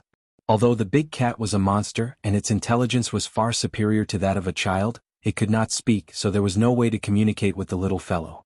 If the child had too little contact with the outside world from a young age, it may lead to an extremely serious consequence. That was, when the child grew up, he or she would become more and more withdrawn. If it was more serious, it would even evolve into a psychological illness, such as low self-esteem, autism, depression, and so on. As a parent, in the child's growth process, it was obvious that they should take the initiative to create opportunities for the child to interact with strangers and unfamiliar environments, to increase the child's ability to socialize and adapt to the environment, and to cultivate a cheerful and optimistic character. Qin Ruoying looked at the little fellow, who immediately climbed into bed after breakfast. The more she thought about it, the more she felt that something was wrong, so she quickly told this problem to Qin Shi. And when Qin Shi heard what she said, he immediately realized the seriousness of the situation. After all, Aunt Zhang was old and in poor health, so she rarely took Nian out to play with other children. And after he came back, it seemed that he did not take Nian to play with other children. At most, he let the little fellow go to kindergarten, but after a few days he did not go. No. According to this progress, it seemed that Nian was likely to become more and more withdrawn. She looked very outgoing now, but that was because she stayed by her parents' side all day long. She could not be so introverted in front of her parents, right? What to do? Chapter 133. Walking side by side with me is obviously a tough task for a loner like him. The man in the condom. Humans were social creatures. Some Western scholars even categorized loners who do not socialize with others as antisocial personalities. Because this in itself was a sign of morbidity. Being antisocial was different from being alone. Lonely people yearned to socialize with others. They would not be bored with anyone, and they would not even be on guard against everyone. Antisocial people were a kind of personality defect. They usually thought highly of themselves and looked down on others, but their hearts were extremely weak. They were afraid of being stabbed, so they did not want to socialize with others. When they had to socialize with others, antisocial people would also appear to behave strangely, and pretentiously. They always gave people a feeling of nervousness. They were actually very pitiful. They did not necessarily have antisocial psychology or violent tendencies, but they definitely felt autistic, lost, inferior, nervous, and depressed. They were unable to communicate with others normally, which made them prefer to be alone and live in isolation from others. There were not many congenital factors for the formation of antisocial personality. It was mainly due to the negative influence of various subjective and objective environments, which caused the psychological distortion caused by long-term depression. For example, if Nian continued like this when she went to primary school in the future, it was likely that she would be ostracized by her classmates because she did not learn to communicate with her peers. She would be treated as an anomaly by her classmates. A little girl who only knew how to chat with cats all day. Was that not weird enough? The results of the survey showed that about 5% to 8% of the children in primary and secondary school groups would be antisocial. And this was already an extremely exaggerated number. Out of 20 people, there would be one antisocial individual. The class was a group, and antisocial children were always unable to integrate into this group. As a result, they were more likely to be ridiculed, ostracized, and criticized by their classmates. This situation would gradually decrease as the child grew older. However, this process was incomparably long for those pitiful children who were reclusive and eccentric. They would endure all kinds of psychological pressure, but in the end, they would only become a stepping stone in the growth process of others.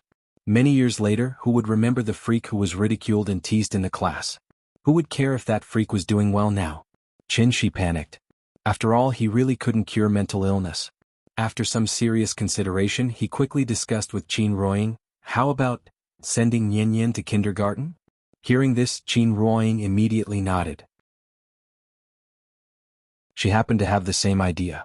Although Qin Ruoying wanted to spend more time with Nian Nian, in order to give Nian Nian a healthy and happy environment, it was better to be cautious. As long as it involved their children, any parent would become particularly worried. Even if there was only the slightest possibility, they had to eliminate that possibility in time. The couple reached a consensus. Thus, Qin sat beside the little fellow. Nian Nian, Daddy wants to discuss something with you, okay? The little fellow was busy watching cartoons. When Qin walked over, he happened to block her line of sight. After a hum, she directly lay on her side on the bed and continued to watch cartoons. Seeing this, Qin pretended to be serious and said, Nian Nian, Daddy is talking to you. The little fellow's eyes were full of doubts. After glancing at Qin, she muttered, Papa, you're blocking me. Daddy is talking to you. Pause first or Daddy will be angry. Oh. Qin obviously had some weight in the little fellow's heart. Therefore, after hesitating for a moment, she obediently took the remote control and pressed the pause button. Then she sat up very obediently. Say it, Papa. Seeing that the little fellow was so obedient, Qin nodded very satisfactorily. Then he gently held her in his arms and asked seriously, Nian Nian, do you want to go to kindergarten? However, when the little fellow heard his question, he didn't even think about it and immediately shook his little head like a rattle drum. No, I don't want to go to kindergarten. This was obviously out of Qin's expectation, so he quickly asked, Why? Didn't you like kindergarten before? Hearing this, the little fellow pouted and replied loudly, I don't like kindergarten. Perhaps to express her attitude, the little fellow even repeated, I don't like kindergarten. I don't like it. She didn't play her cards according to common sense and Qin was confused. In the past, she clearly wanted to go to kindergarten, but now she suddenly didn't want to go. She changed her mind too quickly. Qin had no choice but to patiently persuade her, Nian Nian, kindergarten is very fun. The teachers teach you to draw, put on little red flowers for you and classmates play games with you. Why don't you want to go? Hearing Qin's words, the little fellow instantly exploded. She didn't know why she suddenly became muddle-headed. After pushing Qin's arm away, she lay on the bed and rolled left and right, constantly muttering, I don't want to go. I don't want to go. I don't like kindergarten. Qin was stunned. When did Nian Nian become like this? She was simply a naughty child. Was there really a problem with his teaching methods? He still remembered that when he first came back, Nian Nian was very obedient and sensible. How long had he been taking care of Nian Nian? How did he raise the child like this? Thinking of this, Qin couldn't help but fall into deep reflection.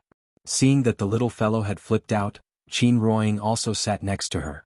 After gently helping the little fellow up, she patiently asked, Nian Nian, can you tell us why you don't want to go to kindergarten? After hearing this question, the little fellow was stunned for a moment. But right after that she burst into tears. This time, Qin Ruoying also panicked. She quickly took her into her arms and comforted her softly. Nian Nian, don't cry. If you don't want to go, we won't force you. But you have to tell us why you don't want to go, right? The little fellow cried miserably. Seeing this, Qin hurriedly went to the bathroom and brought her a hot towel. The husband and wife worked together and spent a great deal of effort to stop the little fellow from crying.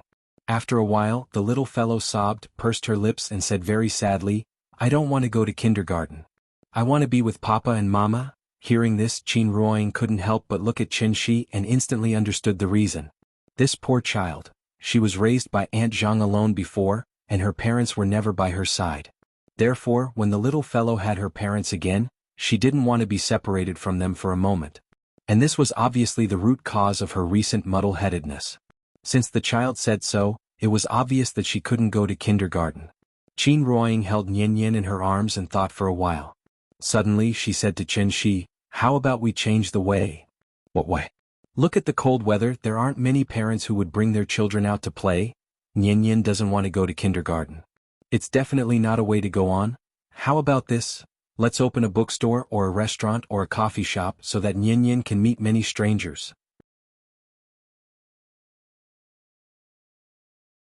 Chapter 134. Open a shop?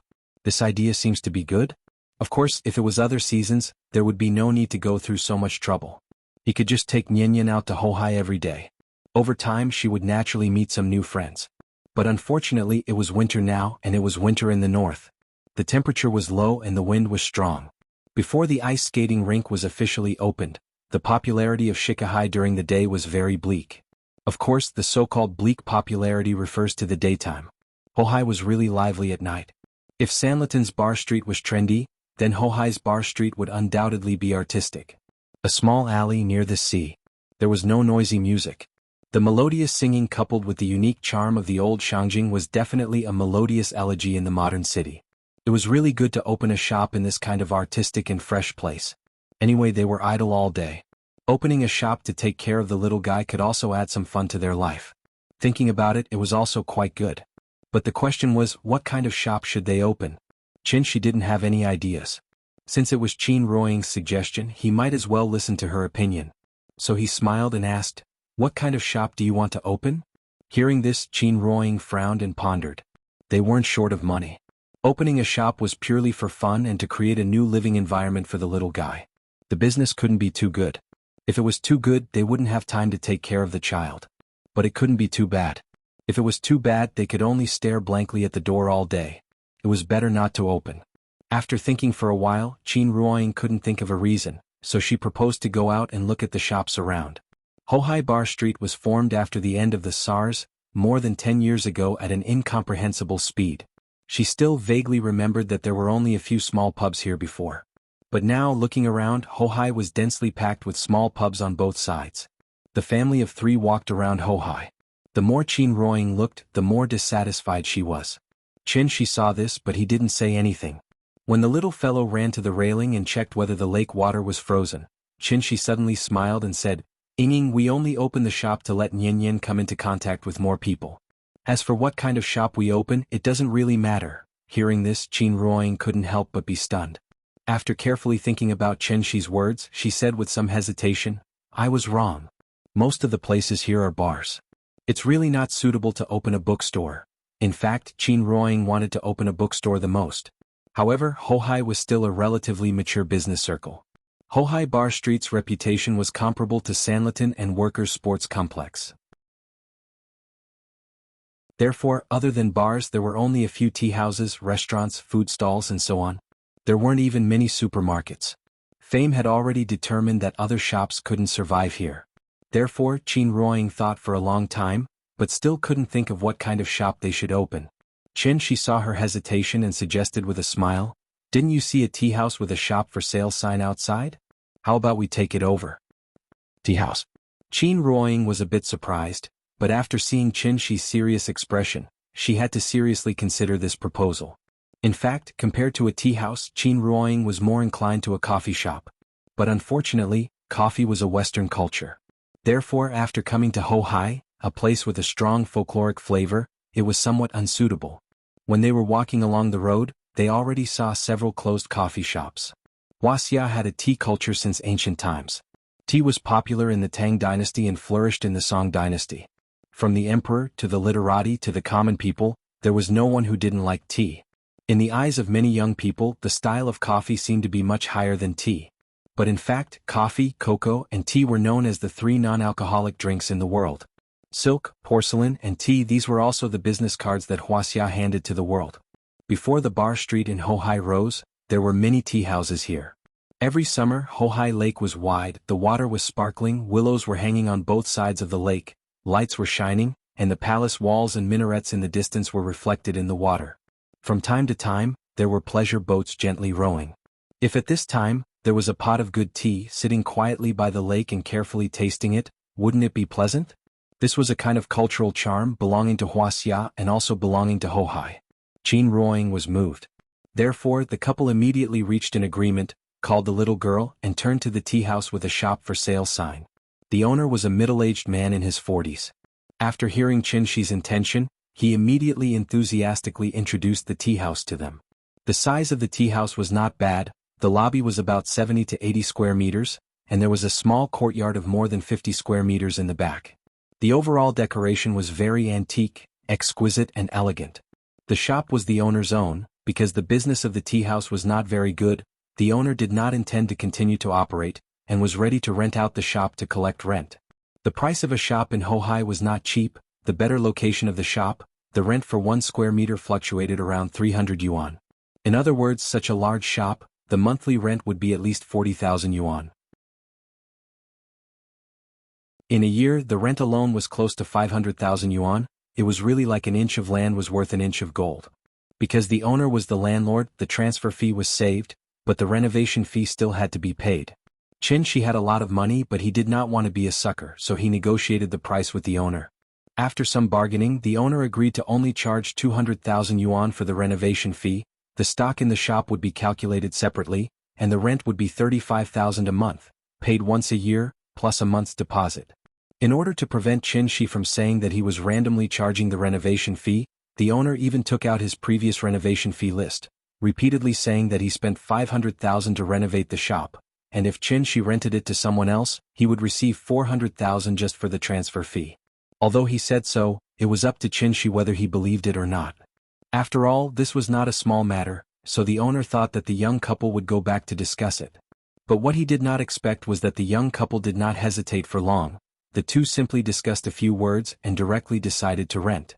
The price was agreed, then the next step was simple: look at the property certificate, sign the contract, clear the account, check the goods, pay the money, and a happy cooperation.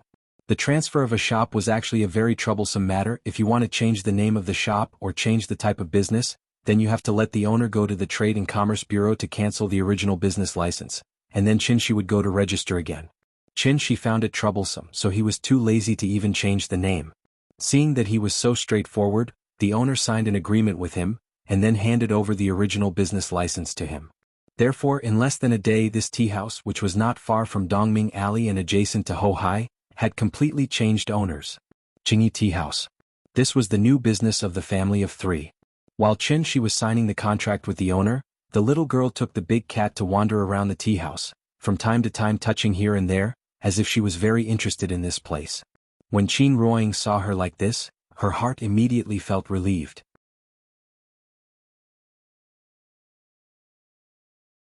Chapter 135. The next day the little fellow was woken up by the sound of bricks colliding. She opened her eyes in a daze, climbed to the window, and found that a group of strangers were moving bluestones into the yard. Qin Shi stood in the yard and directed the workers. When Qin Ruoying saw the little fellow get up, she immediately came to her and prepared to help her get up. "Mama, what are they doing?" "The yard is broken. Papa asked someone to repair it. After that, you can play in the yard again. Papa is so nice." Hearing this, Qin Ruoying immediately pinched her little face and asked, "What about Mama?" "Mama is so nice." The little fellow flattered, and Qin Ruoying immediately laughed.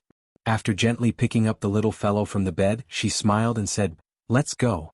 Mama will take you to wash up." Okay. To repair the yard, first of all, the broken bluestone slabs had to be swept out, and then the mud from outside to fill the big hole. After that, the bluestone slabs could be laid again. The workers made a lot of noise. Qin Shueqing frowned and came out to take a look. Then she slammed the door and went back to the east wing. Recently, she and Qin Yongyan had been completely obsessed with cultivation. They often didn't even go out for a whole day. Qin Shi didn't ask them to eat now.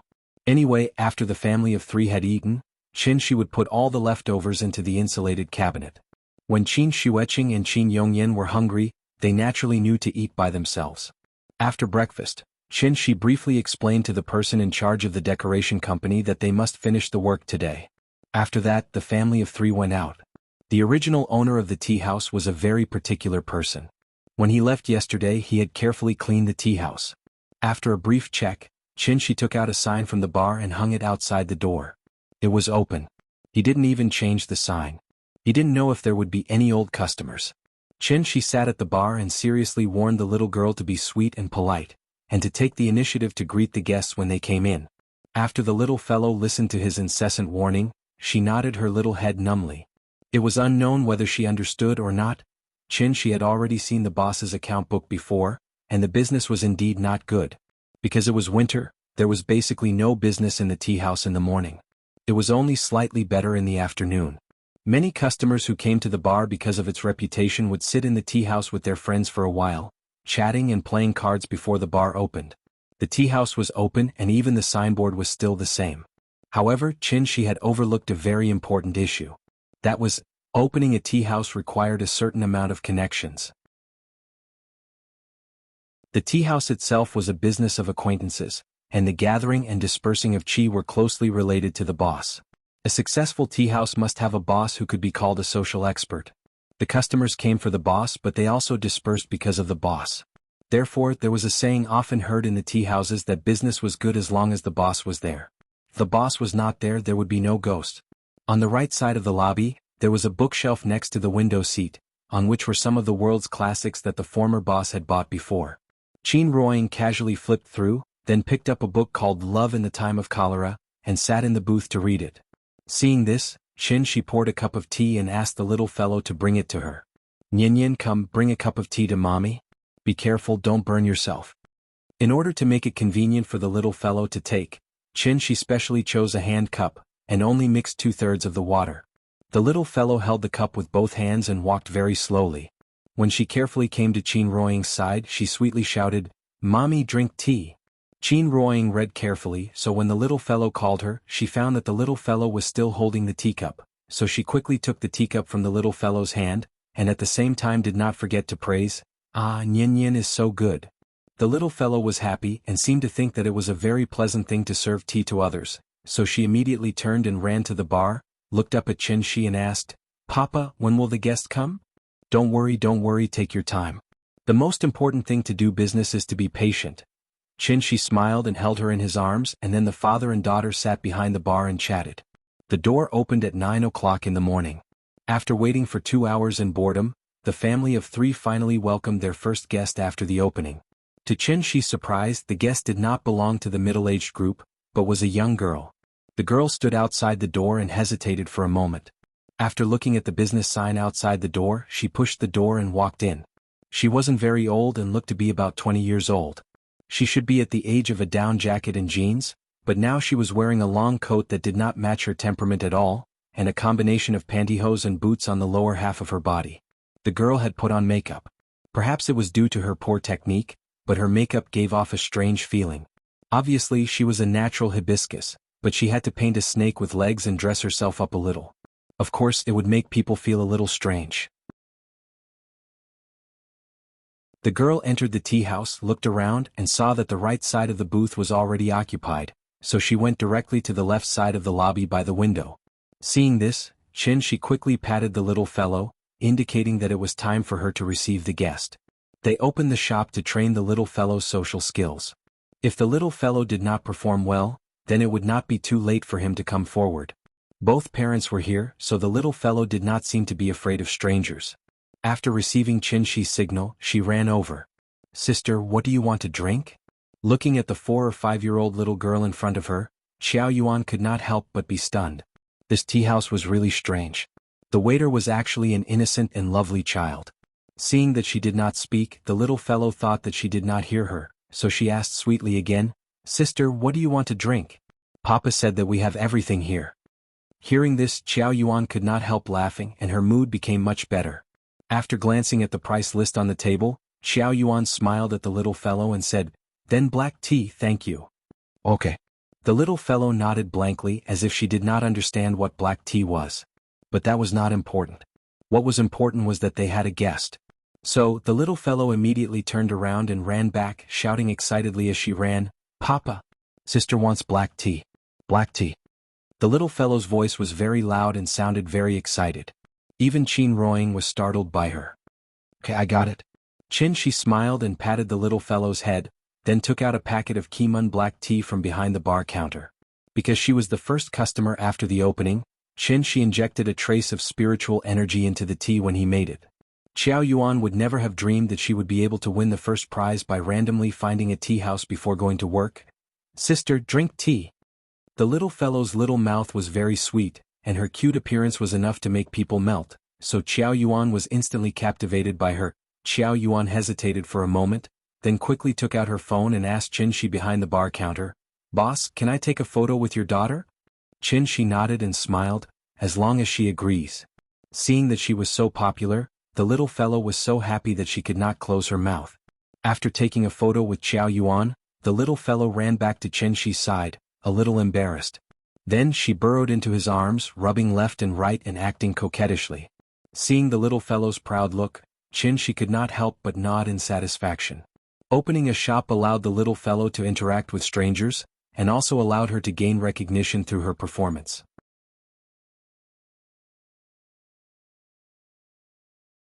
Chapter 136. After Qiao Yuan came, 3 more guests came one after another. They were all middle-aged, and it was obvious that they were regulars in the tea house. The 3 of them joked as they pushed open the door of the tea house, but after entering they couldn't help but be stunned. One of them looked around the lobby with some doubts. After making sure that he didn't go in the wrong way, he looked at Shi behind the bar and asked, "Where's old Sue?" Hearing this, Shi explained with a smile, "This shop has been transferred. I'm the new owner here. Do you need anything?" "Oh." The man frowned and nodded, then turned to discuss with his companions. After the 3 of them whispered a few words, the one who spoke before said to Shi, 3 cups of plain tea. "Okay, please sit wherever you want." After that, they walked directly to the booth behind Qin Ruoying, as if they were very familiar with this place. After seeing them come over, Qin Ruoying hesitated for a moment, then took the book back to the bar. After all, she was the lady boss. It was not good to always occupy the best seat. Shi took out 3 cups from the cabinet. The little girl reached out to take it, but Shi hurriedly stopped her and said with a smile, "Don't worry, you can't take 3 cups. Daddy will help you." "Okay." The little girl took back her little hand and nodded obediently. After Shi handed the cup to her, the little girl carefully followed behind Shi with the cup and walked toward the 3 people. "Oh boss, is this your daughter?" "Well, yes." "How old is she?" 4.5 years old.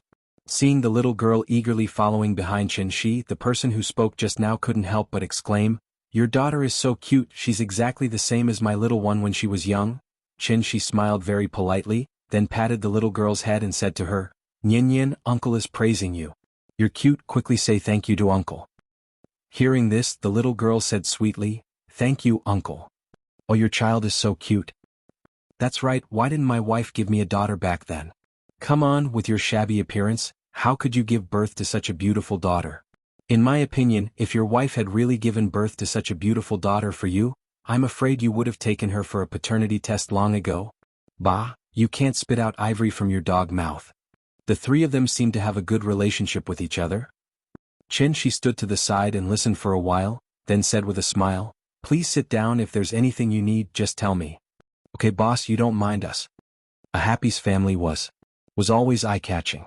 Therefore, Qiao Yuan had been secretly sizing up the family of 3 sitting behind the bar. The boss was handsome and the lady boss was beautiful and virtuous. They didn't seem to lack money at all, and most importantly, they had a well-behaved and sensible child. Thinking about it, Qiao Yuan couldn't help but have a trace of envy in her eyes. Perhaps she realized that she had lost her composure, but when she saw Shi look in her direction, Qiao Yuan immediately lowered her head, then picked up the black tea on the table and drank it. The black tea entered her mouth and the taste was mellow. But when it slowly seeped into her throat, Qiao Yuan faintly felt that there was a delicate fragrance going from her throat to her stomach. The taste was extremely mellow, fragrant, and sweet, which was simply intoxicating. After tasting it carefully, Qiao Yuan felt that her whole person was much more awake, and there was a sudden feeling of enlightenment in front of her. She held the cup in front of her and carefully studied the black tea. "What kind of tea is this? Why is it so delicious?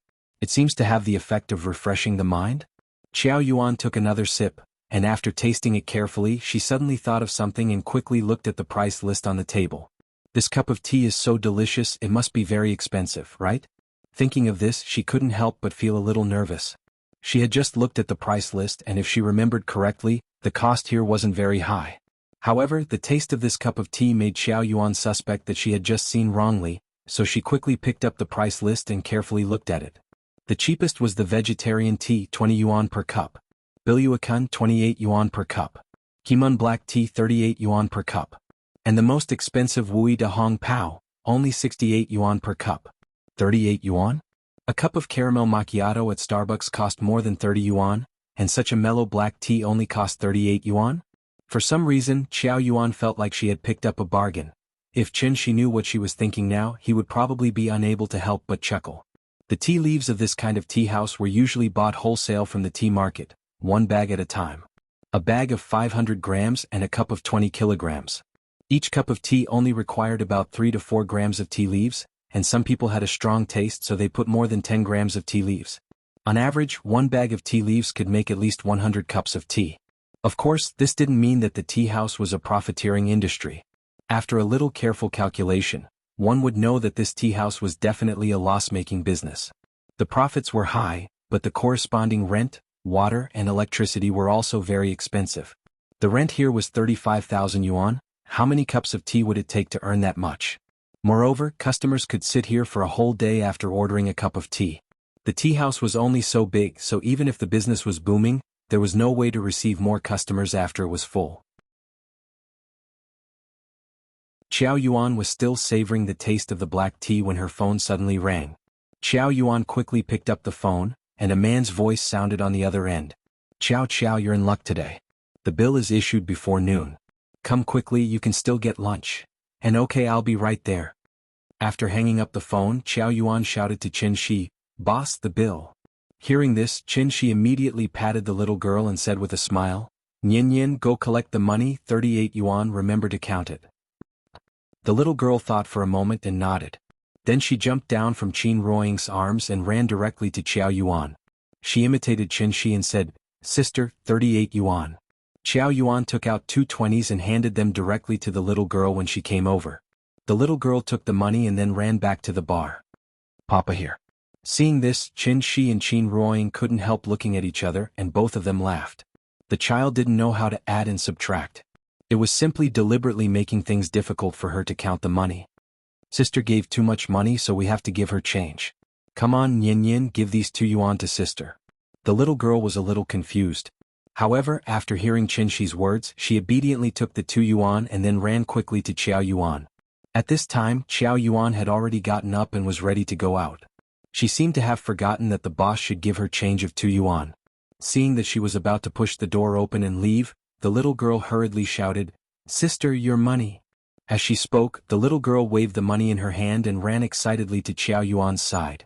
Qiao Yuan raised her head and handed the 2 yuan to her. Qiao Yuan stopped and turned to take the 2 yuan in the little girl's hand. She touched her head and said with a smile, "Thank you, sister. Can you tell me your name?" "My name is Chen Yan. Sister, you can call me Nian." After that, the little girl immediately ran back to the bar, seeming a little embarrassed. "Goodbye, Nian. I'll come to see you tomorrow." Qiao Yuan smiled and shouted at the little girl's back. The little girl didn't look back, so she looked at the couple behind the bar and politely waved to them before leaving. Seeing this, Qin Shi smiled at her in response. Qiao Yuan left.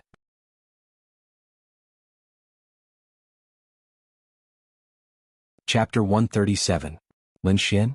Qin Ruoying hadn't seen Lin Xian for many years, so her impression of Lin Xian was still in college. However, Qin Shi's memory of Lin Xian was not long ago. The cruise ship, the dock, the palm trees.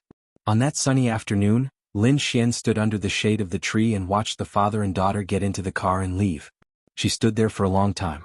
In fact, the Lin Xian of the past was quite similar to the girl just now. A girl from a small county came to Zhonghai, an international first-tier city, to study and work. At that time, Lin Xian had a kind of maturity that was incompatible with her peers. Of course, that so-called maturity, in retrospect, was also a kind of childishness. When all the impurities were washed away, the girl just now might become like Lin Xian now. Qin Shi thought about something thoughtfully. Qin Ruoying glanced at Qin Shi and suddenly asked with a smile, "What? Have you met Lin Xian?" Hearing this, Qin Shi immediately nodded and replied, "Yes, when I first came back, I asked her about you. When Fang Lei got married, she asked Nian to be her flower girl." "Fang Lei is married?" Thinking about it carefully, "I haven't seen them in a long time. Do you think we should go back to Zhonghai to meet them? When do you want to go?" Qin Ruoying thought for a moment, looked down at the little girl in her arms and said, "Let's talk about it next spring. The weather is cold, I don't want to go." "Okay." Qin Shi nodded, but then he suddenly thought of something and quickly took out his phone. "Oh, I almost forgot. Your back is such a big thing, we should tell Auntie Zhang the good news first." While speaking, Qin Shi opened WeChat. After sending a video call request to Auntie Zhang, Qin Shi handed the phone to Qin Ruoying. Qin Ruoying paused for a moment and quickly took the phone. The video call request rang a few times, then it went through with a beep. Auntie Zhang seemed to be busy with something. The screen showed the ceiling of her house. After she accepted the video call, she probably put the phone on the table. "Yo, stinky brat, you finally remembered to give this old woman a call? Auntie Zhang's granddaughter was crying. She was so busy comforting her granddaughter that she didn't have time to look at the phone. Qin Ruoying looked at the screen. She didn't see Auntie Zhang, so she hesitated for a moment before saying gently, "Auntie, it's me, Ying." Auntie was stunned. Then he grabbed the phone on the table and shouted at the camera with a surprised face, "Oh my God! When did you come back?" Seeing that familiar face, Qin Ruoying was also slightly excited. She quickly replied, "I just came back a few days ago. I'm discussing with Chen Shi when to go to Chengdu to visit you." "Thank God you're finally back. Where are Chen Shi and Yin Yin?" Come, let me see your family." Hearing Auntie Zhang's request, Qin Ruoying raised the phone high and then asked Chen Shi and the little girl to come over. In the video, Qin Ruoying leaned close to Chen Shi, and Chen Shi held the little girl in his arms. Both of them looked at her with a smile. The little girl poked her head out and saw Auntie Zhang in the video. She immediately shouted excitedly, "Grandma! Grandma!"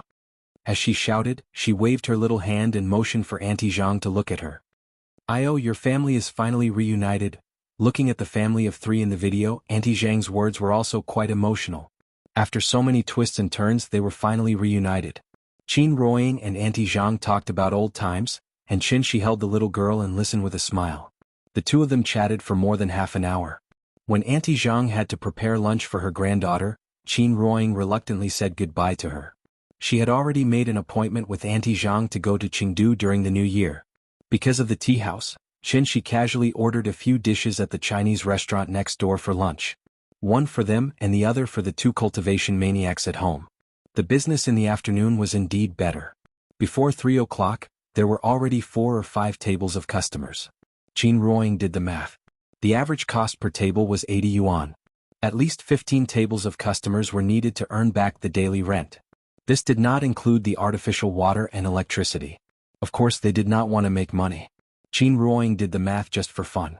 The owner of the tea house was like an immortal couple, the lively and lovely daughter, and the black cat that lay on the bar all day long. In just 3 days, many people knew that the owner of the Qingyi tea house had changed.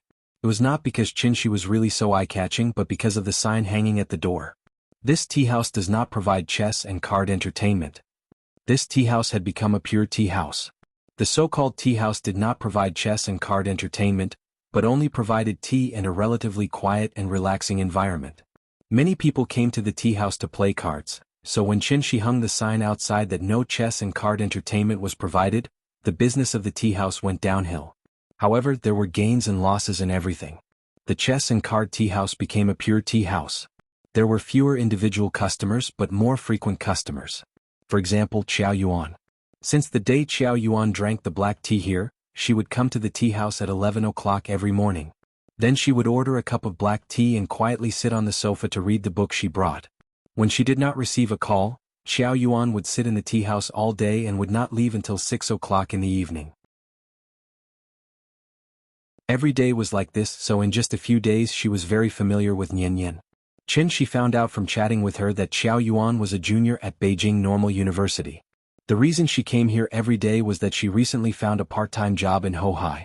Her part-time job seemed a bit strange. After 3 days she only went to work on the first day.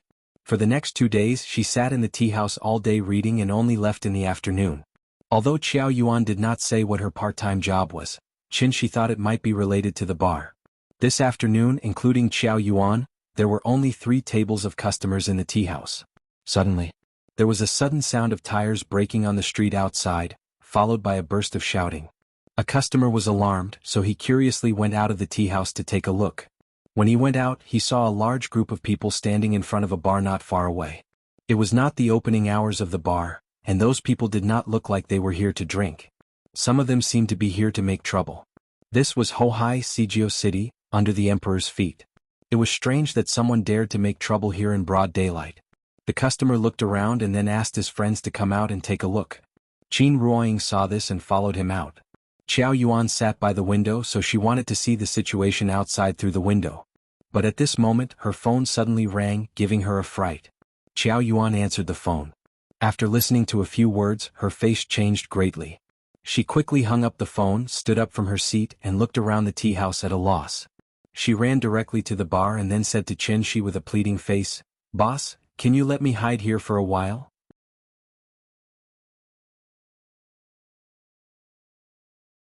Chapter 138. There was an empty space below the bar which was just enough for one person to hide. When Qin heard what she said, he was instantly amused. So the commotion outside was caused by her? Qiao Yuan gave Qin a good impression of her. She seemed to be like Lin Xian in the past, with poor family conditions, which was why she chose to work part-time in her spare time. Although she deliberately dressed herself up to the nines, she still faintly emitted a reserved and inexperienced aura that belonged to her age.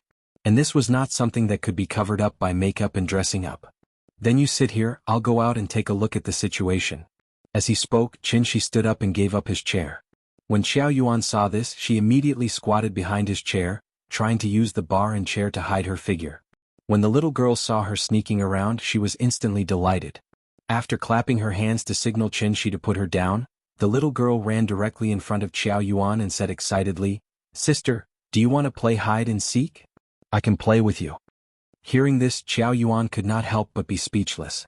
After nervously making a should gesture, she then said softly to the little girl, "Nian Nian, don't talk to me, just pretend you didn't see me." Huh? The little girl looked at her blankly as if she did not understand what she meant. Qiao Yuan thought for a while, then changed her way of saying, "There are bad people coming to catch me, you don't want sister to be caught by bad people, right?"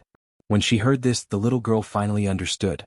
Hence, the little girl immediately shook her little head like a rattle drum, and at the same time, did not forget to say righteously, "Sister, don't be afraid. I'll protect you. Shoo. Just pretend you didn't see me." Seeing that Qiao Yuan was trying to explain the situation to the little girl with a conflicted expression, Qin could not help but smile slightly. He stood behind the little girl, gently carried her up, then said to her, "Let sister stay here for a while, Daddy will bring you out to watch the commotion." Okay. Seeing that Qin had rescued her from the evil clutches of the little fellow, Qiao Yuan immediately let out a sigh of relief. Then she looked at Qin with a complicated expression and said softly, "Boss, thank you." Hearing this, Qin smiled at her and comforted her, "It's uncomfortable to squat. Sit on the chair. If you're really scared, I suggest you call the police now." After that, Qin carried the little fellow out of the bar. Looking at his back as he left, Qiao Yuan looked down at the phone in her hand thoughtfully. But after a moment of hesitation, she still put the phone in her bag. Then she hid under the bar counter, trying to hide better. Outside the tea house. When Qin Ruoying saw Qin carrying the little fellow out, she immediately came to his side. Qin turned his head and saw that not far from the street, there were more than 10 or 20 people blocking the door of a bar. This group of people was not old, about 20 years old. They were very arrogant and their mouths were full of obscenities. A young man who looked like the person in charge of the bar was surrounded in the middle and seemed to be trying to discuss something with them. There were more and more people around. Qin listened for a while and got a general idea of the situation. This was a show bar. The so-called show bar was that, while operating normally, it would arrange some keyboard players to chat with people on the internet, using dates as bait to lure people to come here to spend money. If it was a normal customer who came to the bar to spend money, then they would think that the bar was not bad and the cost was not high. But if it was a customer who was brought here by a bartender, then their spending here would be more than 10 times higher. Show bars were not only in the form of bars. Many coffee shops, restaurants, gift shops, and even tea houses might be show bars. Show bars had become a complete industry chain, mainly composed of keyboard players, bartenders, and consumption places. Among them, the larger ones might also have a manager. Keyboard players disguised their information as a young and beautiful woman through social media software such as QQ, WeChat, Momo, Tantuan, or dating websites and dating forums, and then seduce some single men or men with bad intentions to come out and meet them. After the keyboard players chatted with the fat sheep online to a certain extent, the bartenders would come out to meet the customers. They did not need to be too beautiful, just with good facial features. In fact, they also used the dirty thoughts of some men. The meeting place was generally near the show bar. The bartenders themselves were different from what the fat sheep saw on the internet. Most of the fat sheep would not doubt it, because most of them would be dazzled by this sudden encounter. After the meeting, the bartenders would first accompany the fat sheep for a walk, and then take the opportunity to say that they were tired and wanted to sit in the show bar. Of course, the fat sheep would not refuse. Instead, he looked forward to the bartenders getting drunk. If the fat sheep had not been dazzled by the encounter, he would look at the price list before the bartenders ordered. The items in the show bar were all priced clearly. If the fat sheep thought it was expensive, he could leave at any time. But if the fat sheep did not even look at the price list and directly wanted to pretend to be rich in front of the bartenders, then it would be embarrassing. 2 drinks and a fruit plate of 388 yuan. This was only the first step and the price would be lighter. If the fat sheep agreed to let the bartenders order wine, it would be upgraded to the second step. A red wine that cost more than 10 yuan would be sold here for 1,888 yuan and 3,888 yuan. A black-hearted person could even ask for 8,888 yuan directly. If the fat sheep refused to pay, then sorry, the shill bar's hatchet man would come out. It was not a real fight but a threat.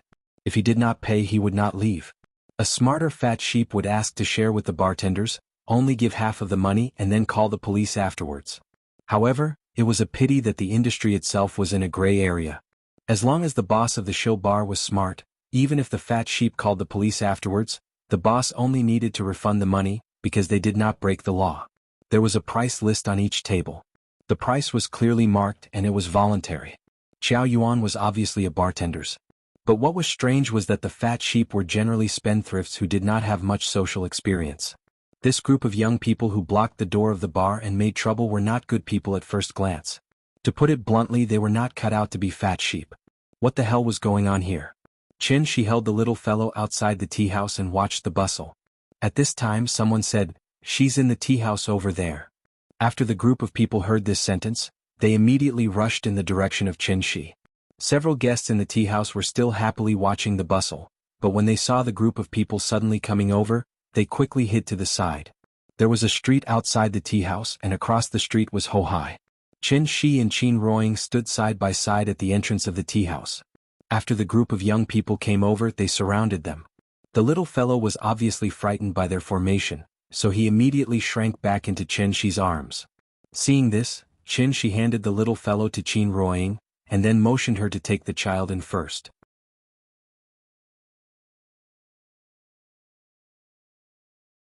Chapter 139. Qin Shi calmly looked at the group of young people in front of him. Among the group of young people, the youngest was about 20 years old, and the oldest was no more than 25 years old. They were all dressed very fashionably and a few of them were very handsome. However, they did not stand properly, and the moment they opened their mouths were full of obscenities, inadvertently giving people a frivolous and vulgar feeling. The leader was about 24 or 25 years old.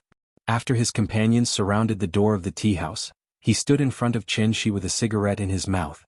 As if he wanted to create momentum for himself, the young man didn't hold back and directly blew a smoke ring at Qin Shi. However, he didn't expect the wind to be very strong today. So just as he blew out the smoke ring, a sudden gust of wind blew the smoke ring directly into his face. Choked by the smoke, the young man immediately lowered his head and couldn't help but rub his eyes. As a result, the imposing manner that he had deliberately created was destroyed and completely disappeared. This young man was called Wang Hao, and he was also a famous person in Shangjing's nightclub circle. Whenever it was night time, it was time for Wang Hao to shuttle through the major bars. Recently, Wuxia suddenly set off a hip-hop craze, just like the rock craze of the 80s and 90s, which suddenly became popular all over the country. Wang Hao was one of the first underground rappers. After catching up with the hip-hop craze, he was also in the limelight in Shangjing. Most of the bars in Ho-Hai were small bars, so Wang Hao wasn't familiar with this area. The reason why he brought people here today was because one of his brothers was cheated of money by a bartender. His brother was related to him and just came out from his hometown to mingle with him. Before, he was a very honest person and didn't see much of the world, so he didn't understand the twists and turns of the bar. After chatting with the keyboard player online for a while, the brother suddenly became hot-headed and wanted to ask the girl to come out and meet. Coincidentally, the bartender that the boss arranged for him was Qiao Yuan. In terms of appearance, Qiao Yuan's appearance was definitely the best among the group of bartenders. As a young man who had just come to Shangjing, when had he ever been in close contact with a beauty of this level? Therefore he was mesmerized by Qiao Yuan at that time. Qiao Yuan didn't say much to him before he excitedly ordered some wine.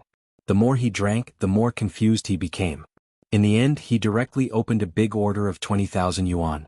20,000 yuan, 20% for the keyboard, 40% for the bartender, and another 40% for the boss. After the order was confirmed, Qiao Yuan would get 8,000 yuan. Usually the bill would only be settled once every half a month or a month. That was because if the customer called the police, the bill would be refunded. Therefore, the money had not yet reached Xiao Yuan's hands. It was rare to see someone like Wang Hao who didn't call the police and instead brought his own people to cause trouble. Everyone was in the same business. Wang Hao was in the right now, so the boss decisively refunded the 20,000 yuan to him. But what was strange was that Wang Hao was not satisfied with the money he got back. He actually asked the boss to hand over Xiao Yuan. This request was too much. The boss couldn't agree, so he tried to negotiate with them. However, while the boss was negotiating with Wang Hao, a girl who was usually jealous of Xiao Yuan secretly betrayed Xiao Yuan. Therefore, Wang Hao brought people directly to the tea house. The girl who betrayed them was very clever and didn't expose herself. The boss also didn't know who betrayed them. When he saw Wang Hao rushing to the tea house with his men, the owner was a little anxious and hurriedly made a call for help. Refund was a reasonable request, but taking people away was absolutely not. Otherwise, how could he continue to mingle on this street? Unfortunately, it was only 3 in the afternoon, so the thugs were still sleeping at home. After the boss vented his anger on the phone, he looked at the tea house not far away with worry. Most of the people who could open a shop in Hohai weren't easy to deal with. A strong dragon couldn't suppress a snake in its old haunts. Therefore, after Wang Hao fiercely threw the cigarette butt on the ground, he casually said to Chen Shi, "Are you the boss of this shop?" "Yes." "This has nothing to do with you. Just hand over that Xiao and we'll leave immediately. We won't hinder your business." After saying that, Wang Hao squinted his eyes and quietly looked at Chen Shi. If people who play rock have a wanton temperament, then people who play hip-hop are obviously their upgraded version. They always act like they are the boss and don't even put Mother Earth in their eyes. However, Chen Shi's answer was somewhat out of his expectations. He saw Chen Shi suddenly smiled and casually replied, Xiao? I don't know, there's no such person here." *CK, are you trying to scare us? Brother Hao, don't talk nonsense with him. Let's go in and search, don't let that girl run away. Yes, go in and search. Wang Hao didn't speak, he just looked up and down at Chen Shi. However, the group of young people behind him suddenly couldn't sit still. Chen Shi slowly glanced at the people in front of him, his expression didn't change. He stood quietly at the door of the tea house, as if he didn't intend to let Wang Hao and the others in. But at this moment, a young man who was originally standing at the back of the crowd suddenly moved. He suddenly turned around, picked up a fist-sized stone from the ground, and then directly smashed it toward the tea house's glass. Bang! The expected sound of glass breaking did not ring out. The glass seemed to be tempered glass, and the stone only made a loud collision sound when it hit it. The stone fell to the ground, but the glass didn't move. The young man was not convinced. After fiercely staring at Chen Shi, he picked up the stone from the ground again. But this time he didn't smash the stone out. Instead, he stood directly in front of the glass window with the stone. Bang! Bang! Bang! The young man held the stone and smashed the glass with all his strength. Qin Ruoying sat on the chair next to Xiao Yuan with the little girl in her arms. The little girl shrank in Qin Ruoying's arms. This movement not only scared the little girl, but also the guests in the tea house. Seeing that the young man kept smashing the glass with the stone, the guests retreated to the corner. This group of young people was simply lawless. The young man smashed the stone for a while, but there was still no trace of damage on the glass. At this moment, Chen Shi spoke. That's tempered glass. Be careful, don't hurt your own hand and come back to me later to pay for the medical expenses. As soon as he finished speaking, the young man picked up the stone and smashed it again as if he didn't hear him at all. Bang! The loud collision sounded again. Immediately after, the young man suddenly let out a wail that sounded like a pig being slaughtered. Everyone hurriedly turned to look, only to see him covering his right hand with his left hand and constantly shouting. Blood dripped down from his fingers. It seemed that Chen Shi was right.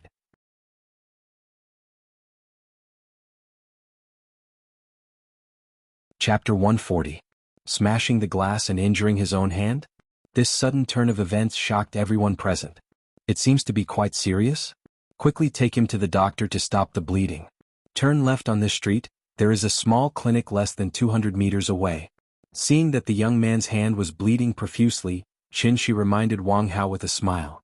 After hearing Chen Shi's words, Wang Hao seemed to have finally come back to his senses. He hurriedly asked someone to take the injured person to the clinic to stop the bleeding. After the injured person left, the group of young people in front of him could not help but look at each other. They wanted to smash someone else's glass as a demonstration, But they did not expect to injure their own hand instead of breaking the glass. This was truly a great loss of face. Wang Hao coughed a little awkwardly. But immediately after, he said to Chen Shi with some annoyance, "Boss, I didn't bring so many brothers here today to stand here in the cold wind. You open the door to do business, so you should know that it's better to avoid trouble. How about you let the girl come out and we'll part on good terms?" Chen Shi did not respond. Instead, he smiled and shook his head. "Seen him? Do you believe that we'll smash your broken tea house?" It was unknown who had suddenly said such a sentence. Hearing this, Chen Shi thought for a moment, then asked with some doubt, "Didn't we smash it just now?"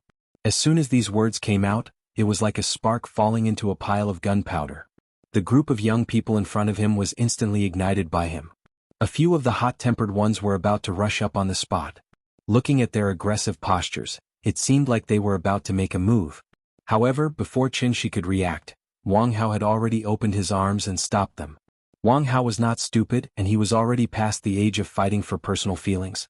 Although he usually acted extremely arrogantly, in reality he was very measured in his actions. This was not a small county, but the capital of Wuxia, Shangjing.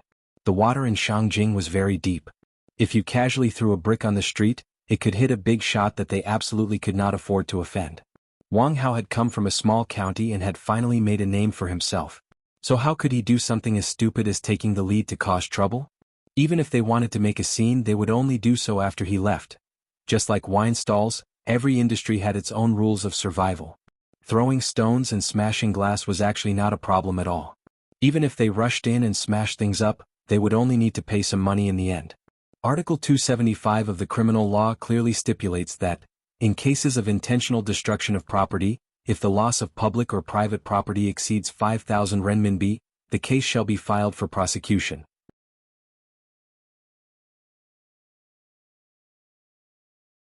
Although Qiao Yuan did not understand why these people were looking for her, there was no doubt that this was caused by her, so she could not implicate others. Wang Hao stopped and looked at Qiao Yuan. He could not help but show a strange expression on his face. Qiao Yuan was not stupid. When she realized that the other party had brought a lot of people, she decisively called the police. Therefore, standing in front of Wang Hao, Qiao Yuan had some confidence. She held the phone and shook it in a circle. Then Qiao Yuan continued to say to Wang Hao, "I'm warning you not to mess around. I just called the police. The police will be here soon." Hearing this, Wang Hao could not help but laugh. He casually mocked, "Call the police? What law did we break? *tch, let me tell you. It was a small matter, but now you've made a big deal out of it. Just you wait." After he finished speaking, he pointed at Qiao Yuan fiercely. Qiao Yuan was frightened by him. She could not help but take a small step back. But what was strange was that Wang Hao did not do anything. Instead, he brought his people directly to the opposite side of the street. Then they stood in a row against the railing. Qiao Yuan was a little confused. She could not help but turn to look at Chen Shi and ask, "What happened to them? Did you call the police?" I called the police." "Then let's wait for the police to come." After he finished speaking, Chen Shi turned and returned to the tea house. Qiao Yuan looked back at Wang Hao and his people with some doubts. She realized that he was still staring at her fiercely, so she followed Chen Shi into the tea house in fear. Gangsters had a characteristic, which was that they bullied the weak and feared the strong. So when they heard that the police were coming, they immediately became obedient. But so what if the police came? Were they going to take them all back to the police station? In Wang Hao's words, that was.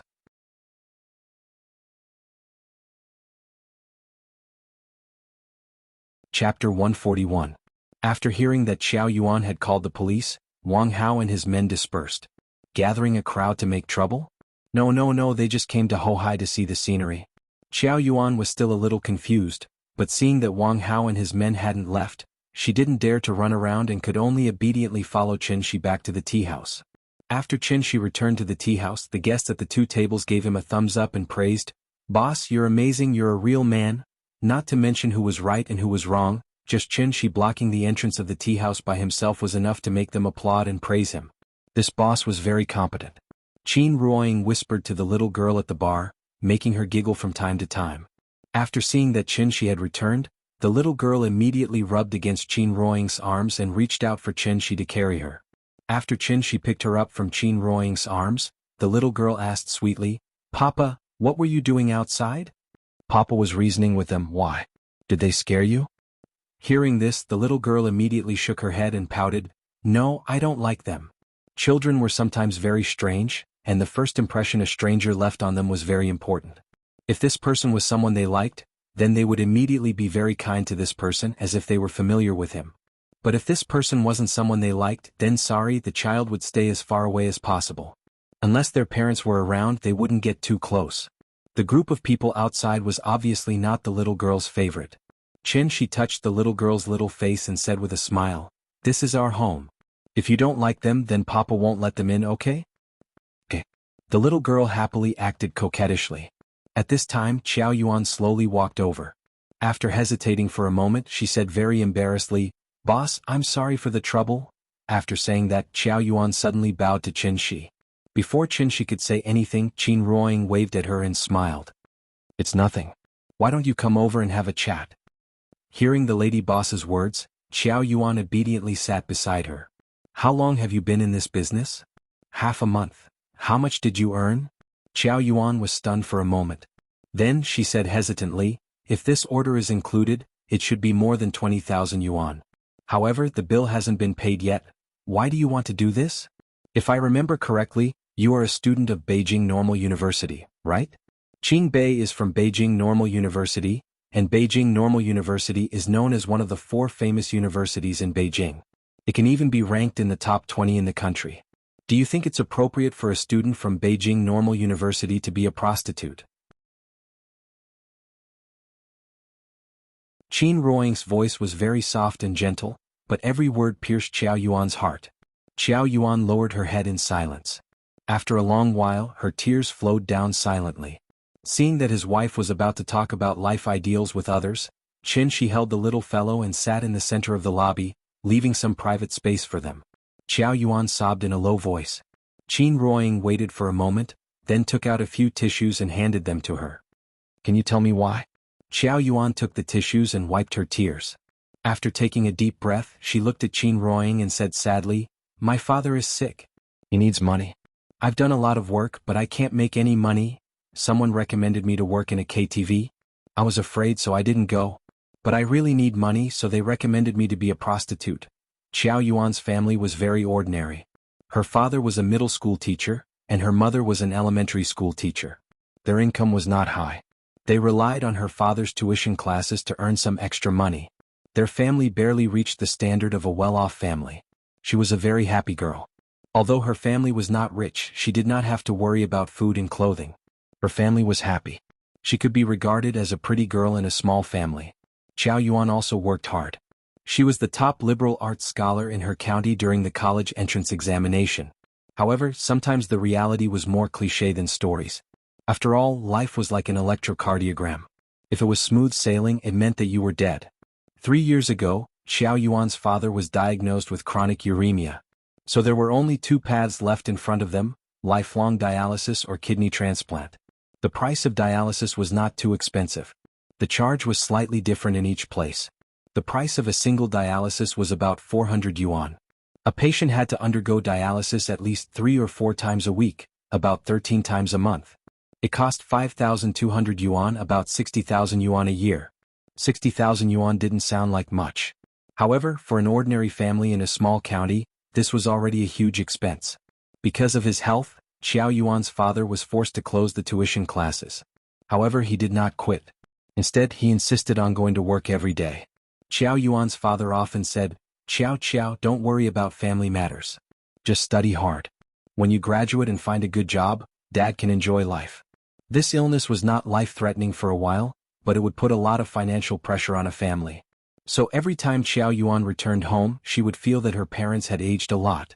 It was also because of this that Qiao Yuan worked part-time while studying hard to earn scholarships since her freshman year. She had done many jobs such as waitress, tutor, courier, and part-time model. Part-time model was the fastest way to earn money, but this kind of good thing was not common. In fact, she had the qualifications to become a contract model, but Qiao Yuan did not forget that she was still a student. So she decisively refused. She wanted to give her father a kidney transplant, but it was a sky-high price. The kidney source started at 200,000 yuan, and the surgery cost 50,000 to 60,000 yuan. After the kidney transplant was successful, he would need to take anti-rejection drugs, which cost about 10,000 yuan a month. After half a year, she would have to pray that there would be no infection or rejection. Otherwise, the condition might worsen. Moreover, a kidney source was not easy to find. Although a kidney transplant might not be able to cure him, compared to lifelong dialysis, a kidney transplant was indeed the most ideal treatment. So, Xiao Yuan only wanted to save 300,000 yuan as soon as possible, in case a suitable kidney source appeared in the future and she did not have the money to give her father a kidney transplant. Xiao Yuan was very thrifty. Even the clothes she was wearing were borrowed from her best friend. There were 38 cups of black tea in Chen Shi's tea house.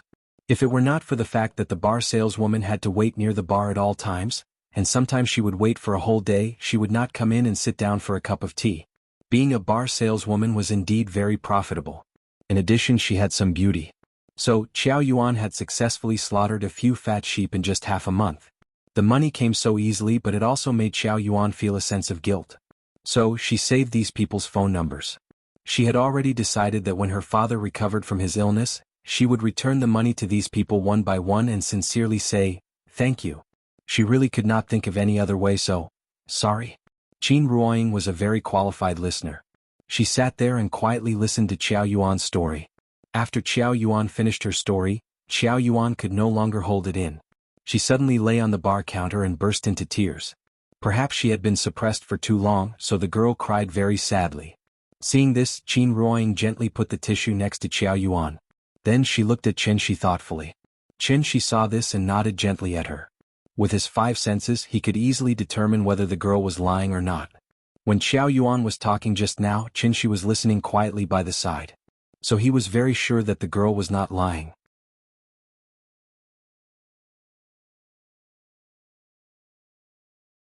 Chapter 142.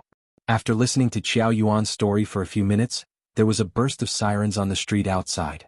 The Ministry of Public Security's 110 Police Service Standardization Standards clearly stated that police personnel must respond quickly after receiving a police order. Any major threat to the personal and property safety of citizens, emergency call for help. In the city, they must arrive at the scene within 5 minutes. In the suburbs, they must arrive at the scene within 10 minutes. This was a hard indicator, so don't make a false police report. Otherwise, you will be invited to drink tea for a few hours. Seeing that the police came, Chen Shi handed the little guy to Qin Ruoying, and he walked out with Xiao Yuan. The police car stopped in front of the tea house. The driver was a middle-aged policeman, and the policeman in the passenger seat was younger, about the same age as Wang Hao. At first glance, it was the standard of a civilian police and an auxiliary police. The middle-aged policeman was not polite. After glancing at Wang Hao and his group, he directly asked Chen Shi, "Did you call the police?" Chen Shi nodded. When he was about to explain the situation to the policeman, the middle-aged policeman pointed at Wang Hao and his group and asked, "Is it them?" Hearing this, Xiao Yuan suddenly acted like a class monitor reporting to the teacher. She quickly interrupted and said, "It's them. They just blocked the entrance of the tea house and caused trouble. They even smashed the window." "Did they do anything? Did they suffer any losses?" Xiao Yuan was stunned for a moment. After glancing at the untouched window, she said with some difficulty, "They didn't do anything. It seems that there are no losses. Okay, I got it." The middle-aged policeman nodded, then turned and walked directly across the street. This was a bar street, so there were often some drunk people causing trouble here. As a policeman in the area, he had seen too many, so he was not surprised by these situations. "Who's the leader?" As soon as the middle-aged policeman's voice fell, Wang Hao immediately replied with a smile, "There's no leader. Just a few friends gathering here, chatting and looking at the scenery of Hohai." "Don't give me that. Hurry up and leave. Do what you need to do." The middle-aged policeman glared at him and waved his hand to let them leave. Seeing this, Wang Hao said with some dissatisfaction, "Hey officer, we didn't break the law, right?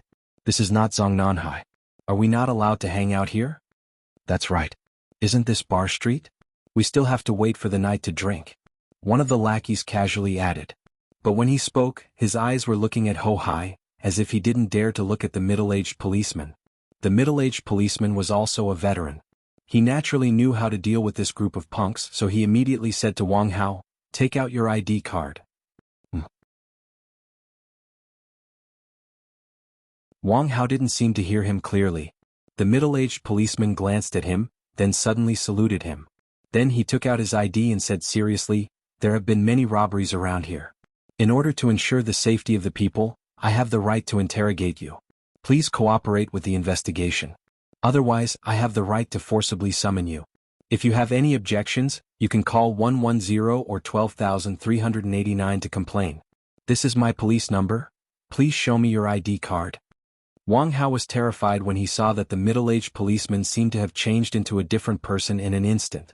Therefore, he quickly squeezed out a smile and saluted to the policeman. Then he said with a cheeky smile, "Understood, right away, we'll leave right away." After that, he called his brothers and left. The middle-aged policeman saw that he was tactful, so he was satisfied and took back his ID.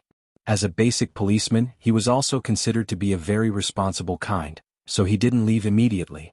Instead, he was going to wait until Wang Hao and his group left. Under the gaze of the middle-aged policeman, Wang Hao had to reluctantly take his group to their car. The more he thought about it, the angrier he got. So, before he left, he didn't forget to give Chen Shi a middle finger, and then slowly made a gesture of slitting his neck. Looking at his posture, he seemed to be silently telling Chen Shi that this matter wasn't over yet. The characteristics of hooligans, besides bullying the weak and fearing the strong, were also disgusting. If a business offended them, they wouldn't hurt them, but they would endlessly harass them, making it impossible for them to do business. Qiao Yuan also understood what Wang Hao wanted to express, so she quickly said to Chen Shi, "Boss, I'm sorry. I'll go and explain it to them." After that, she wanted to chase after Wang Hao and his group. This matter had to be resolved. Why not take advantage of the fact that the police were still here and have a good talk with Wang Hao? At most, she would just have to pay for it. However, Qiao Yuan had just taken 2 steps when Chen Shi suddenly pulled her back, then shook his head at her, indicating that she shouldn't go. It had to be said that Qiao Yuan really thought of this matter too simply. Wang Hao was obviously coming for her. Although she didn't know what they wanted to do, it was obviously not for money. There must be another purpose. Seeing that Qiao Yuan was still confused, Chen Shi sighed softly, "Don't go. I think they're not doing it for money but for you as a person." "Me as a person? What do you mean?" "Boss, I don't understand." However, Chen Shi shook his head and didn't explain further. Seeing this, Qiao Yuan could only stand beside Chen Shi obediently. The boss had just saved her, so he shouldn't be a bad person. Listening to him should be the right thing to do. Wang Hao and his group drove 4 cars. They weren't luxury cars, but after the cars started, there was a rumbling sound. Obviously they were modified cars and the throttle was changed and the turbine was installed, so when the accelerator was stepped on, there was a deafening roar. As if to demonstrate, when Wang Hao drove past the door of the tea house, he deliberately stepped on the accelerator, making the noise even louder. Qiao Yuan couldn't help but cover her ears. The middle-aged policeman stood silently by the side, looking at Wang Hao and his group with a blank face. He was a policeman, not a traffic policeman, so he couldn't do anything about this kind of thing. Otherwise, he would have detained these bastards' cars. Wang Hao rolled down the window, spitting out a mouthful of saliva, then opened his mouth and silently said, "F***CKU. Then he gave Chen Shi the middle finger again. Changing gears, braking and stepping on the accelerator.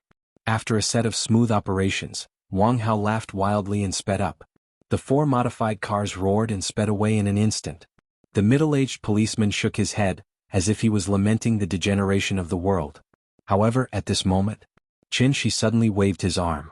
Then Wang Hao's car slammed into the railing of Hohai. Bang! In order to send them on their way, Chen Shi even broke the railing. Therefore, when Wang Hao's car hit the railing immediately broke, and his car flew into Hohai. The skating rink in Hohai usually opened in January. Although some places were already frozen, it wasn't very thick. The car fell into the water, causing a huge splash. The middle-aged policeman was stunned by the scene in front of him. It wasn't until the car slowly sank into the water that he suddenly came back to his senses, and quickly called the auxiliary police to help him save people. It was just a small punishment and a big warning, not really taking their lives.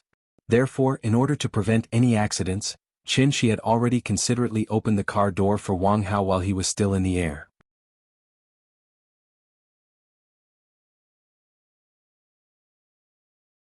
Chapter 143. This year was not a warm winter but a cold winter. So in December, the water surface of Hohai had already condensed a thin layer of ice. Wang Hao's car was filled with 5 people. After the car drove into the water, the 5 people struggled to swim back to the shore. The other people on the shore hurriedly pulled them up. Looking at the people who were squeezing into the car, the middle-aged policeman couldn't help but sigh. Karma. Although tourists accidentally fell into Hohai from time to time, the middle-aged policeman had been in this area for so long, and he really hadn't heard of anyone who could drive a car into Hohai. The car was probably scrapped, and how to get it out had become a big problem. It was estimated that the Shikahai subdistrict community would seek compensation from them. This group of stinky brats was also unlucky. But this was no longer the middle-aged policeman's business, so he called the young policeman and prepared to leave. Comrade, take care. After Qin smiled and said hello to the middle-aged policeman, he took Xiao Yuan back to the tea house. As soon as they walked into the tea house, Qin Ruoying glanced at Qin with a smile. She knew what happened outside, so she guessed that this must be Qin good deed. Young people don't know the immensity of heaven and earth. A little punishment is okay. After being disturbed by this group of bastards, the guests at the table who just left didn't even pay the bill. Now they didn't know where they went. After the couple cleaned up the teacups at their table, they returned to the bar with the little girl in their arms. Xiao Yuan stood in the lobby stupidly and looked at their calm appearance. For a while she didn't know what to say. After a long time, Xiao Yuan came to the bar, bowed to the couple and said sincerely, "Boss, lady boss, thank you." Hearing this, Qin Ruoying said with a smile, "Give you a piece of advice, don't do this in the future. This is not a glorious career. With your education, you should be able to find a very good job in the future. I hope you can distinguish the priorities and don't ruin your future." After hearing her words, Xiao Yuan fell silent. After hesitating for a while, she nodded lightly and said in a low voice with a complicated expression, "I understand. Thank you, lady boss." Qin Ruoying smiled and turned to look at Qin Shi. Qin Shi looked at his wife helplessly. Then he grabbed a black pill from the plate of sunflower seeds in front of the big cat. The big cat was lying lazily on the bar counter. When it saw that one of its snacks was taken away, it immediately stuck its head out and let out a dissatisfied meow. Qin Shi stroked its head, then smiled at Xiao Yuan and said, "This is a pill left behind by an old Chinese doctor. I heard that it's especially helpful for kidney diseases. You can take this pill back to your father and see if it has any effect. Don't worry, it's a pure Chinese medicine formula. Even if it doesn't have any effect, there definitely won't be any side effects." Xiao Yuan took the pill skeptically. After glancing at it, she wrapped the pill in a tissue and said to Qin Shi solemnly, "Thank you, boss. Go, come, Yin, say goodbye to your sister." "Goodbye, sister." Hearing this, the little girl immediately stood on Qin Shi's lap and stuck her head out from behind the bar counter. She smiled and waved goodbye to Xiao Yuan. "Goodbye, Yin, sister will come to see you later." Xiao Yuan turned and left with a complicated expression. After leaving the tea house, she couldn't help but look back at the signboard with the words, "Qingyi Tea House" written on it. Then, as if she had finally made up her mind, she quickly walked towards the bar. The weather wasn't very good today. It was always gray. Although it wasn't hazy yet, there wasn't even a bit of sunlight in the cold weather. There was no way to cheer people up. After the little episode just now, it was already 4:30 in the afternoon. Perhaps she had been infected by the big cat. The little girl sat on Qin Shi's lap and lazily put her chin on the bar counter. She constantly blew with her small mouth, trying to blow a tissue into the air. Qin Shi wanted to take her out for a walk, but the little girl pouted and shook her head. It looked like she didn't want to move at all. The TV in the tea house didn't have a broadcasting function, so she couldn't order cartoons. Since she couldn't watch cartoons, she wanted to serve tea to the customers. There weren't many customers, so the little girl was bored to death. Qin Ruoying saw this and smiled gently. "Yin, mommy will tell you a story, okay?" Hearing this, the little girl's eyes suddenly lit up. Mommy's stories were better than daddy's stories. So she immediately climbed from Qin Shi's lap to Qin Ruoying's lap. Then she shook Qin Ruoying's arm and smiled. "Mommy, tell me." "Okay, sit down first. Mommy will tell you a story. Once upon a time, there was a temple on the mountain." Qin Ruoying told the little girl the story of the 3 monks. But before the story was half finished, the door of the tea house was suddenly pushed open. Seeing this, Qin Shi interrupted Qin Ruoying's story and said directly to the little girl, "Yin, look, there are guests." "Yes?" After a few days of getting used to it, the little girl had become familiar with the reception work of the tea house. So when she heard that there were guests, she was so excited that she wanted to jump out of Qin Ruoying's arms. Qin Ruoying was afraid that she would jump and fall, so she had to put her down carefully. The little girl seemed to be very enthusiastic about greeting guests. So when she stepped on the ground, she ran out from behind the bar counter. However, when the little girl ran out of the bar counter and saw the guests, she couldn't help but be stunned. Immediately after, she ran back to the bar counter and hid. Seeing this, Qin picked her up and carried her out of the bar counter. "Hello, please take a seat." The person who came was an old man. That wasn't the point. The point was that he had two children who were about the same age as Nian. The two children looked exactly the same and they were dressed exactly the same. They looked like they were carved out of the same mold, twins. It was the first time that other children had appeared in the tea house, and they were a pair. The little girl had never seen twins before, so she was scared and ran back. After hearing Qin's words, the old man took the twins and sat in the seat where Qiao Yuan had sat before. After carrying the little girl to the old man's side, Qin asked with a smile, "What would you like to drink, sir?" The old man didn't say anything. Instead, he looked at the little girl in Qin's arms with interest. The little girl seemed to be a little shy. She lay on Qin's shoulder and didn't dare to turn her head. "This is your daughter?" Yes." "How old is she?" 4.5 years old. Hearing this, the old man couldn't help but laugh. Then he pointed at the twins who were squeezed on the sofa and said, "What a coincidence, these two children are also 4.5 years old." "It is a bit of a coincidence." As he spoke, Qin put the little girl on the ground. Then he held her hand and said to her, "Nian, come and say hello to Grandpa." The little girl hesitated for a moment. Then, with Qin's encouragement, she said very politely to the old man, "Hello, Grandpa."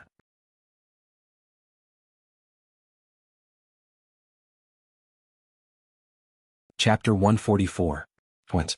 According to statistics, the average birth rate of twins in the world was 89.1. In other words, out of every 89 pregnant women, there would be one who would give birth to twins. Before the two-child policy was introduced, the number of births per day in Wuxia was around 20,800. If it was accurate to the second, then Wuxia would give birth to a baby every 4.15 seconds. Even with a 1% probability, Wuxia would give birth to 2,000 pairs of twins per day. After the two-child policy was introduced, this number would double. Twins were not a particularly rare existence. However, the little girl was too young, so when she saw two children who looked exactly the same, she was immediately frightened. After she obediently greeted her grandfather, the little girl immediately shrank behind Qin, then carefully looked at the twins in front of her. The twins were both boys. They had delicate features and were very cute. Twins generally looked very similar because they were identical twins, so the genes they carried were almost the same. A small number of twins did not look alike, but that was because they were heterozygotic twins. If the mother laid 2 eggs and produced 2 fertilized eggs, then the genes they carried would naturally be different. When they grew up, there would be a clear difference. The twins did look very similar, and the children were still young, so even with Qin's eyesight, he could only find a few subtle differences. Seeing that the little girl was a little scared, Qin picked her up, then smiled at the old man and said, "The children look so similar, how do you usually tell them apart?" Hearing this, the old man laughed and said, "The older brother has a mole behind his earlobe, but the younger brother doesn't, but it's not obvious, so I made a mark on their clothes." After that, the old man asked the two children to turn around. Hearing their grandfather's words, the twins obediently turned around and lay on the sofa. At this time, Qin realized that there were numbers written on the back of their clothes. On the left was 1 and on the right was 2. Didn't the 18th National Assembly propose to talk about civilization, so I named the children Civilization. The left is the older brother and the right is the younger brother, Xiaowen Xiaming. Civilization? Qin pondered for a moment, then said to the little fellow with a smile, "Come on, Nian, introduce yourself to Grandpa." The little guy hugged Qin's neck with one hand and tilted his head to look at the twins. After that, he quickly turned his head and buried his little head in Qin's shoulder. Seeing her like an ostrich, Qin could only say to the old man apologetically, "Sorry, the child is shy. It's okay. My 2 kids used to be afraid of strangers too. I've gotten used to bringing them out for a stroll." After chatting with the old man for a while, Qin suddenly remembered his duty, so he quickly pointed to the price list on the table and said with a smile, "What do you want?" "Vegetarian tea. I have something to do later, so I'll leave after sitting for a while." "All right, please wait a moment." Qin returned to the bar with the little fellow in his arms. Qin Ruoying also noticed the little fellow's strange behavior, so she quickly asked, "What's wrong?" She probably hasn't seen twins before, so she's scared. While talking, Qin handed the little fellow to Qin Ruoying. Hearing this, Qin Ruoying had to take the little fellow from Qin's hands, and then explain to her what twins were. At this time, Qin made a cup of tea for the old man. The waiters were on strike, so only he, the boss, had to do it personally. The little fellow rarely dealt with people of the same age. Now there were two of them and they looked exactly the same, so naturally she was scared. After listening to Qin Ruoying's explanation, the little fellow nodded as if he understood something. Tilting her head and thinking for a while, she suddenly pouted and asked, "Mommy, why don't I have a sister who looks exactly the same?" Qin Ruoying was amused by her, so she pinched the tip of her little nose and asked, "You want a sister?" Hearing this, the little fellow immediately nodded, then said with anticipation, "I want a sister. A sister can play with me. You only know how to play." In fact, Qin Ruoying had already guessed why she wanted a sister. It was because she was lonely and there was no one of the same age to play with her. She had no plans to have a second child for the time being, and distant water could not put out a nearby fire, so the best way now was to bring the little fellow out to interact with people of the same age. Thinking of this, Qin Ruoying carried the little fellow, then walked directly to the twins. She placed the teacup in front of the old man, and was about to turn back to the bar when Qin Ruoying brought the little fellow over. The husband and wife had a tacit understanding, and Shi understood her meaning without a word of explanation. Thus, after Shi's introduction, the old man also understood the purpose of Qin Ruoying's visit. Every parent hoped that their children would be able to play with their peers because for children under the age of 6, this was something that would only be beneficial and not detrimental. Seeing that the old man agreed, Qin Ruoying did not stand on ceremony, and directly brought the little fellow to the twins, then smiled at the two children and asked, "Can you let your sister play with you?" After hearing her words, the older brother sitting on the left heard her, and without discussing with his younger brother, he immediately said, "Okay." Then he looked at the old man and asked, "Grandpa, can we play marbles with our sister?" "Go, don't bully her." "No. We won't bully her, we want to protect her." The older brother jumped down from the sofa excitedly, patted his chest and promised. He directly took the little fellow's hand like a little adult and said to the little fellow, "Sister, I'll play with you." "Me too." The younger brother seemed to be afraid that they would miss him, so he immediately squeezed from behind the older brother. Looking at the younger brother, it seemed that he also wanted to hold the little fellow. Thus, Qin Ruoying handed the little fellow's left hand to him. The two brothers were actually more than 2 months older than the little fellow. When the three of them stood together, they were half a head taller than the little fellow. The two brothers took Nian around the hall. After finding an open space in the corner, they immediately squatted on the ground and took out marbles from their pockets. The little fellow had not played with glass marbles yet. Therefore, when she saw the colorful glass marbles, she was immediately attracted by the glass ball with a strange pattern in the middle. The little fellow grabbed a marble and played with it. Seeing this, the older brother immediately said to her, "Sister, we'll teach you how to play." Children could always play together happily. Qin Ruoying stood beside the three little fellows with a smile, quietly watching them play marbles. The little fellow had not played with people of the same age for a long time, so in the beginning she was a little reserved. But after playing for a while, the little fellow gradually let go of herself, and the range of her movements and laughter became louder and louder.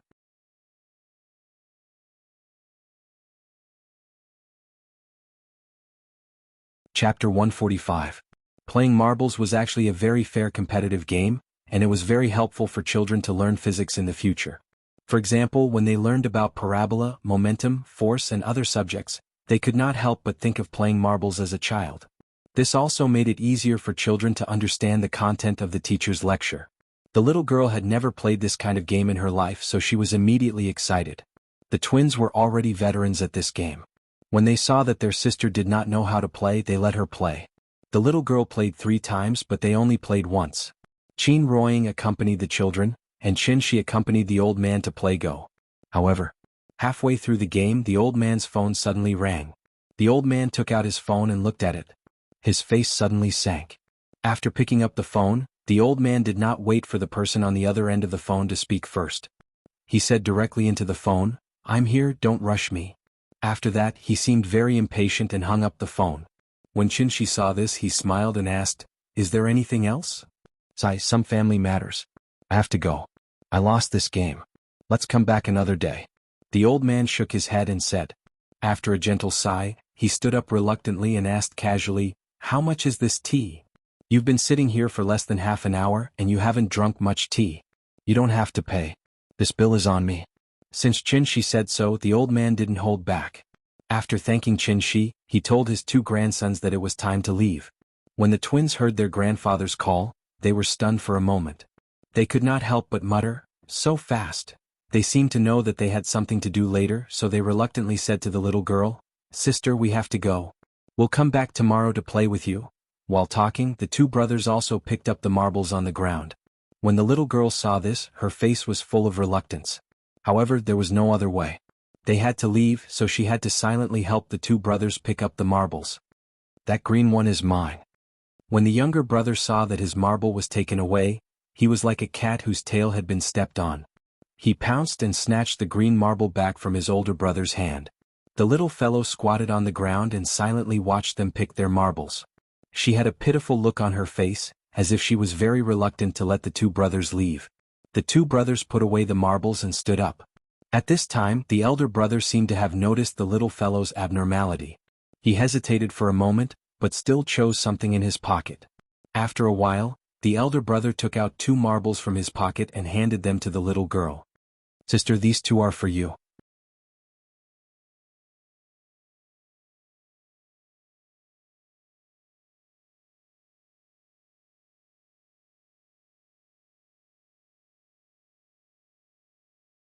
Chapter 146.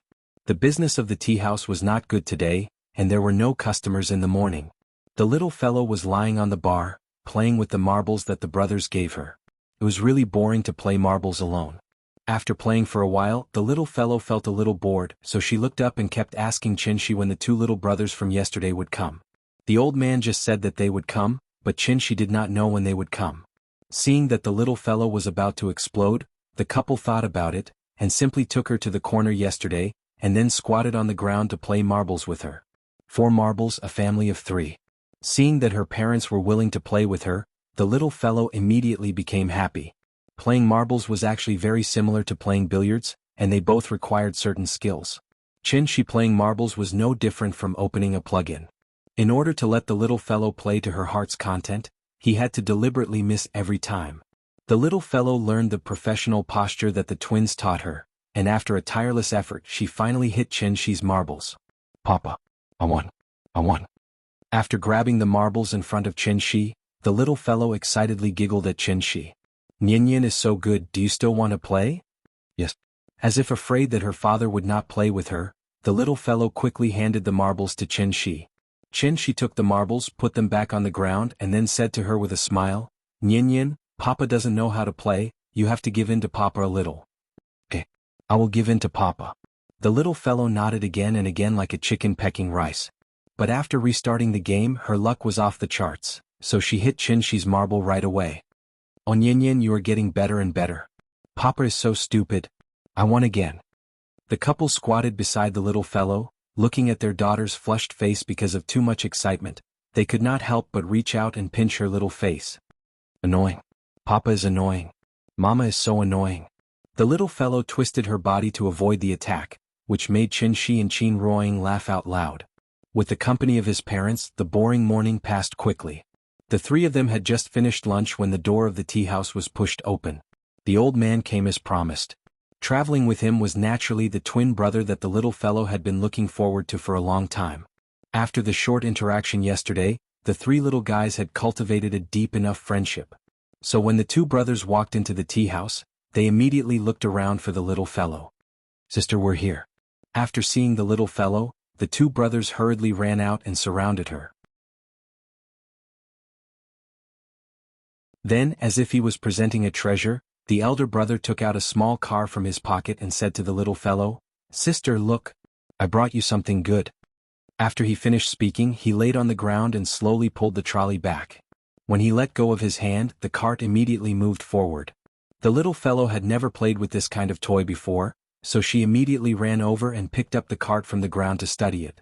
Seeing this, the younger brother grabbed the cart from the little fellow's hand and stuffed his kaleidoscope into the little fellow's hand. "Sister, look at this. This is fun." Seeing this, the elder brother immediately became unhappy. He quickly grabbed the cart back from his younger brother and said to him with dissatisfaction, "My cart is fun." As he spoke, he wanted to put the cart back into the little fellow's hand. Seeing this, the younger brother was not to be outdone and shouted to his elder brother, "The kaleidoscope is fun. The card is fun. The kaleidoscope is fun." The little fellow held the kaleidoscope in one hand and the cart in the other. She foolishly watched the two brothers quarrel in front of her. Looking at the situation, if they were allowed to quarrel a few more words, they would probably fight. Qin Ruoying had no choice but to step forward to stop them, and then said to the little fellow, "Nyin Yin, don't you want to play marbles? Let your elder brothers play with you." With Qin Ruoying's mediation, the two brothers put down their dispute, squatted on the ground with the little fellow, and played the marbles that they didn't enjoy yesterday. After Qin Shi made a cup of tea for the old man, he played Go with him again. Because of the old man's face, Qin Shi held back a few moves, and finally lost by 3 pieces. The old man won with difficulty, but because of this he stopped looking down on him. He just wanted to play casually before, but he didn't expect that the tea house owner was really a master at such a young age.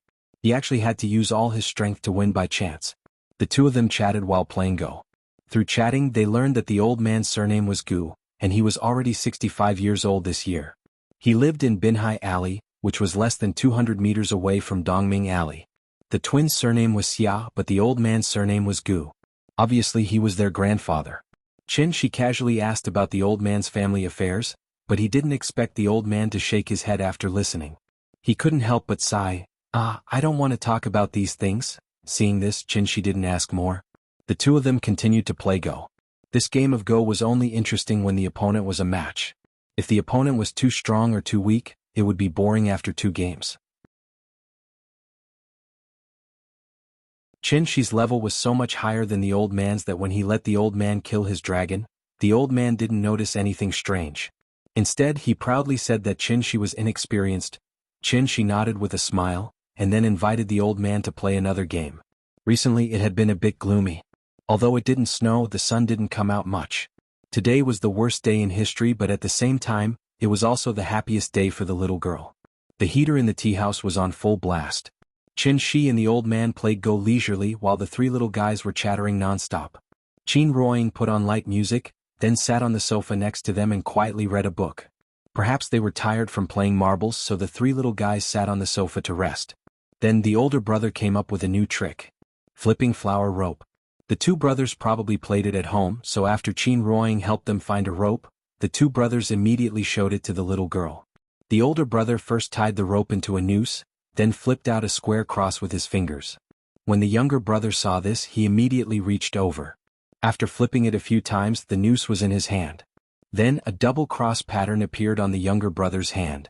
At first, the little girl didn't think it was anything strange. But when she saw the younger brother casually flip and create a new pattern, her interest was finally aroused. The older brother was not to be outdone. After glancing at the double cross on the younger brother's hand, he put his thumb through it, and with a hook of his little finger, a mosquito net suddenly appeared from his hand. Amazing! The little girl stared with her eyes wide open. She didn't even dare to blink her eyes at their performance. So she immediately looked at the brothers and said with some expectation, "Can you teach me?" Hearing this, the older brother immediately took back his hand, took the rope, and handed it to the little girl. "Sister, come, I'll teach you." However, before the little girl reached out to take it, the younger brother suddenly snatched the rope from the older brother's hand, then held the rope and said to the little girl, "Sister, don't let him teach you." "I'll teach you." "Give it to me." "I'll teach you." "No, I'll teach you." "I'll teach you." "I'll teach you." Seeing this, Qin Ruoying couldn't help shaking her head and laughing.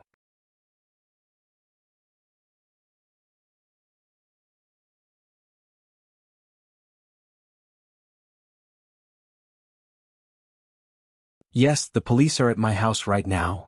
Since you've already called the police, you should listen to the police. What's the use of telling me?" After saying this, Qin Shi seemed to feel that it wasn't very nice of him to say this, so he quickly added, "You're pretty rich, right? If you can't save him, then you can use the money to solve the problem. Save him first, you can earn the money later."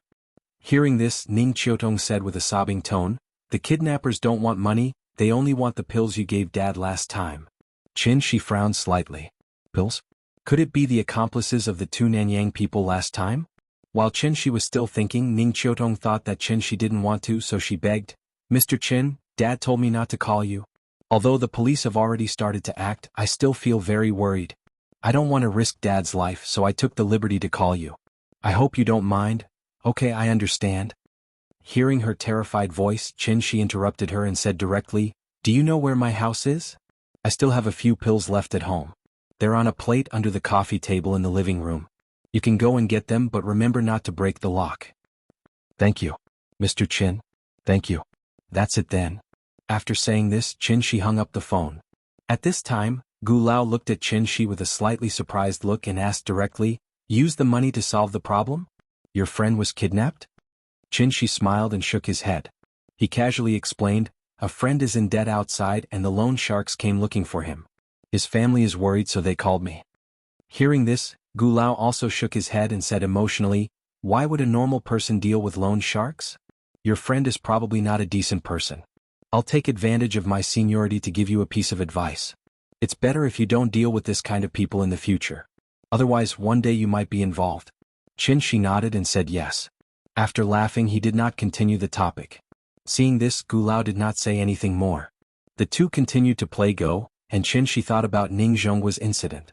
He really didn't expect that a mere simplified version of the Foundation elixir would actually involve so many things. After Ning Zhonggua and Su Wei were warned by him last time, they had promised that they would definitely minimize the impact of the pill. However, some fires were easy to ignite but difficult to extinguish. After all, according to the rumors, it was a miracle pill that could change one's fate. Who wouldn't want it? Ning Zhonggua and Su Wei had shot themselves in the foot. Not only did they not make much money, but they also got into trouble because of it. Thinking about it, this was the second time Ning Zhonggua was kidnapped because of the pill. However, this time he was smart.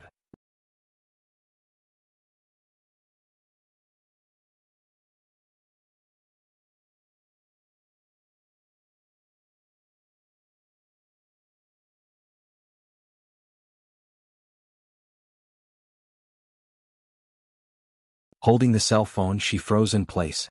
At this time, after Shi excused himself from Gu Lao, he got up and went to the bar. He had already heard the conversation between the father and daughter. He patted Qin Ruoying's back gently, indicating that she should not worry. Shi took the phone from Qin Ruoying and asked Qin Yongyan, Where is she now? In Dianzhou. I'll be right there. Eh. Hearing Shi's words, Qin Yongyan immediately felt relieved. After telling Shi the specific location, he hung up the phone. Shi was very clear about his sister-in-law's strength. When she left a few days ago, she had successfully broken through the Alcade state. But unexpectedly, she was lucky enough to survive because of this. The reason why martial arts declined was that human society had completely entered the era of firearms. Even a child as old as Nian Nian could easily kill a martial arts master who had practiced martial arts for many years with a gun. The bullet speed of a sniper rifle was generally about 900 meters per second, and the speed of sound was only 340 meters per second. This speed was 5 times faster than the speed of sound. If Qin Wanqing was still in the transforming strength stage, she wouldn't have been able to dodge this fatal shot. She was indeed lucky.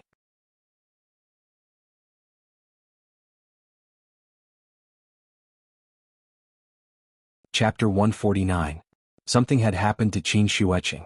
But it was Qin Yongyan who had called to inform them. In other words, Qin Xueqing was probably not out of danger yet. Qin Ruoying only had one sister. Although Qin Xueqing especially liked to compete with her when she was young, it was just a childish tantrum. It was obviously impossible to say that the two sisters had no feelings for each other. Qin Xueqing actually cared about her sister very much, just like how Qin Ruoying cared about her. It was just that she always appeared cold and aloof. Qin Ruoying was not very sure what would happen if she was shot in the arm by a sniper rifle. But Qin Yongyan had already said on the phone that one of Qinqing's hands was crippled. She was originally a martial arts fanatic. If one of her hands was really crippled, what kind of blow would it be to her? The more Qin Ruoying thought about it, the more afraid she became. She could not help but hold Qinqi's hand tightly, looking a little frightened. Seeing this, Qinqi gently hugged her into his arms and comforted her softly. Don't be afraid, I'm here. Qin Ruoying gently leaned her head on Qinqi's chest. After adjusting her emotions, she said softly, Go and see Qin. Okay.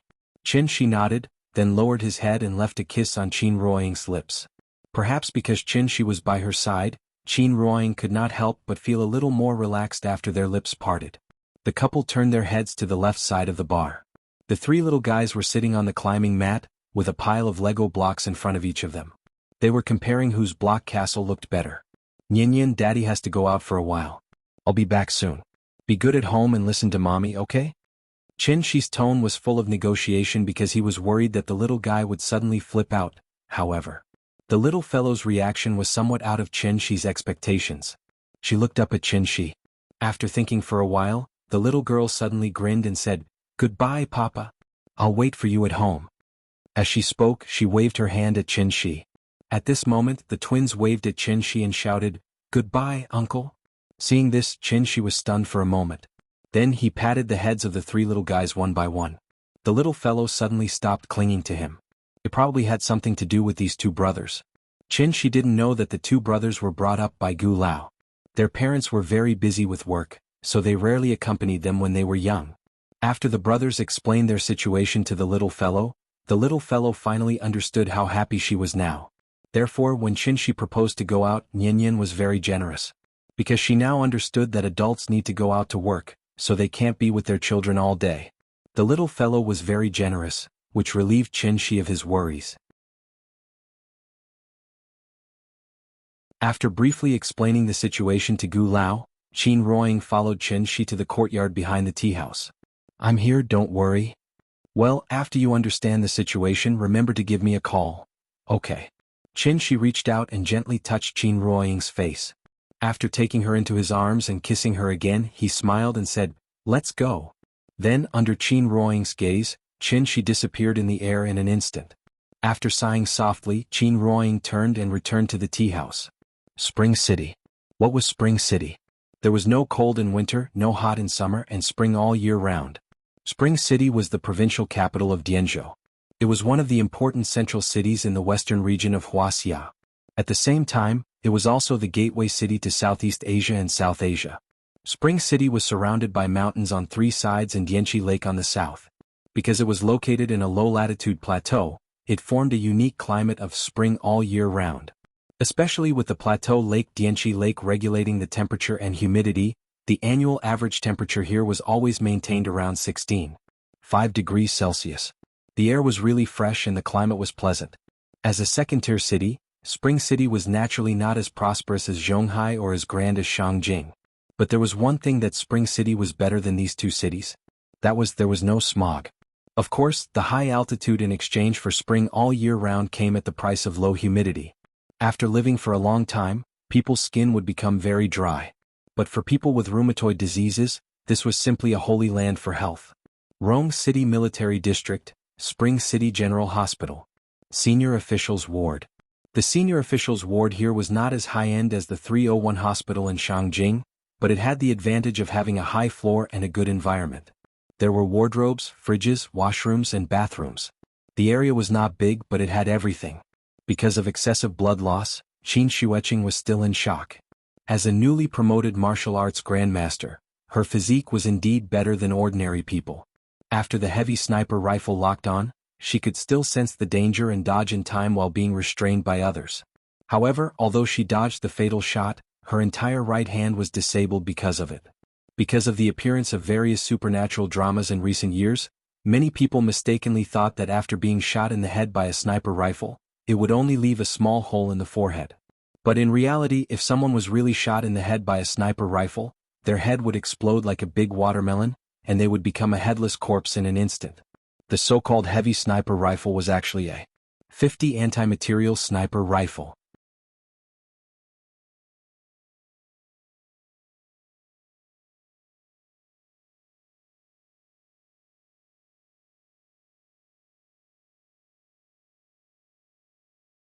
This was the Qingdu Military Region's Spring City General Hospital. No matter how bold those Nanyang monkeys were, it was unlikely that they would come here to cause trouble. The reason YOL-3 stopped Chen Shi from entering was because he was in a bad mood. He wanted to vent his anger on someone, but he did not expect to bump into an iron plate. At this time, Chen Shi was already standing next to Qin Xueqing. He lifted a corner of Qin Xueqing's blanket and looked at her empty sleeve with a frown. Then he gently placed his right hand on Qin Xueqing's forehead. 3 seconds later, Chen Shi slowly withdrew his right hand, and Qin Xueqing slowly woke up. The section chief is awake. Damn, that's awesome. Let's go in and have a look. They pushed and shoved outside the door, but they found that they could not get in. The door seemed to be locked from the inside. Qin Shuiqing's head shook left and right, followed by a painful groan. Her long eyelashes trembled slightly. Perhaps it was because the light was too dazzling, so Qin Shuiqing frowned and took a while to adjust to it. Then she slowly opened her eyes. After all, she was a great master in the gang state, and her body was much stronger than ordinary people. After a short period of adjustment, Qin Shuiqing used her left hand to support herself to sit up. The ward was filled with the faint smell of disinfectant. This was the 13th floor, and the bright morning sun shone into the room through the window. In a trance, Qin Shuiqing vaguely remembered that she had a very long dream. That dream was too long. So when she woke up, she felt as if she had gone from a cold winter full of snow to a warm spring full of the fragrance of flowers. Sensing that there was someone beside her, Qin Shuiqing turned to look at the figure and was slightly stunned. After a long while, she asked in a hoarse voice, "Why are you here? Where is this?" "Spring City Military Hospital." "Hospital?" Qin Shuiqing muttered. Immediately after, she seemed to have thought of something and hurriedly turned her head to look at her right arm. Sure enough, the empty sleeve was swaying slightly. The memory before she fainted flashed in her mind like a slideshow. She remembered.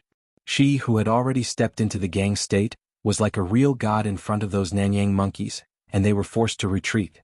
She even remembered the despair on those Nanyang people's faces. The leader of those Nanyang people was also a martial arts master. When she fought with them, they pretended to be defeated and lured her to chase after them. As a martial artist, Qin Shuiqing had her own confidence and pride. So she subconsciously thought that every martial arts master should have their own pride. She really didn't expect that the other party had already arranged a sniper and was just waiting for her to take the bait. Qin Shuiqing's hard work during this period of time was not wasted. Although she didn't teach her any spells after being shot, she still relied on her instincts and decisively released all of the true essence in her body to force the enemy back. She also fought for a chance of survival for herself, holding on until reinforcements arrived. She survived, and her broken arm was brought back by her companions. But unfortunately, she was shot in the upper arm, and the bullet immediately turned her upper arm into minced meat. With this degree of injury, there was no way to perform a limb replantation surgery, so the doctor could only amputate her arm. Now that she lost her right arm, she was considered a disabled person, right? Not to mention that she was also a martial arts master. Even if an ordinary person suddenly became disabled, they probably wouldn't be able to accept this fact in a short period of time. A one-armed knife, that was a scene that only appeared in movies and TV series. If a martial artist didn't even have a complete body, how could they talk about martial arts? Although she could defeat a normal neutralizing master with one hand, what if the other party was in the same realm as her? Thinking of this, Qin Shuiqing's face couldn't help but darken. She seemed to have lost her luster. Because she had lost too much blood, her face was a little pale, and her lips were slightly chapped. It seemed that she didn't want Qin Shi to see her weak and helpless appearance. After a trace of pain flashed across Qin Shuiqing's face, she acted as usual and said coldly, "You go back first. I want to rest for a while." After saying this, she lay back on the bed. Qin Shi stood to her left. After lying down, she found that Qin Shi was still looking at her, so she turned to her right. Her right arm was already missing. With her body pressed down, the wound suddenly burst open, and blood instantly seeped out of the gauze. Qin Shuiqing let out a soft groan. Then she used her left hand to grab the quilt and pull it up, covering her head with it. "I want to sleep. Please leave." Qin Shuiqing hid under the quilt and said in a muffled voice. But at the same time, 2 streams of hot tears quietly fell from his eyes. She turned sideways, stretched her head forward, and tried to wipe the tears on her face with the quilt. She didn't want anyone to see her like this. She was Qin Shuiqing, a martial arts great master who had stepped into the gang state before the age of 30. Qin Shi stood aside, quietly looking at his sister-in-law who was hiding under the quilt and quietly crying. He couldn't help but sigh slightly. After all, she was just a little woman. After sighing, Qin Shi made a new move. However, this move was a little rough. Because he directly lifted Qin Shuiqing's quilt. Qin Shuiqing was lying on the bed. It seemed that she didn't expect that Qin Shi would dare to lift her quilt, so she was stunned on the spot. After the quilt fell to the ground, Qin Shuiqing came to her senses. "What are you doing? Are you trying to mock me? Or are you pitying me?"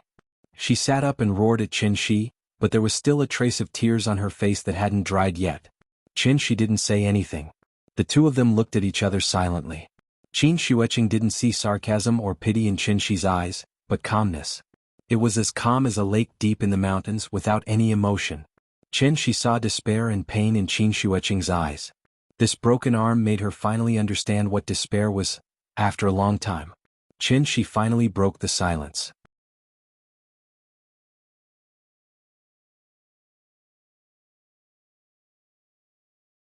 Chapter 151. Kill. Qin Shueqing was stunned.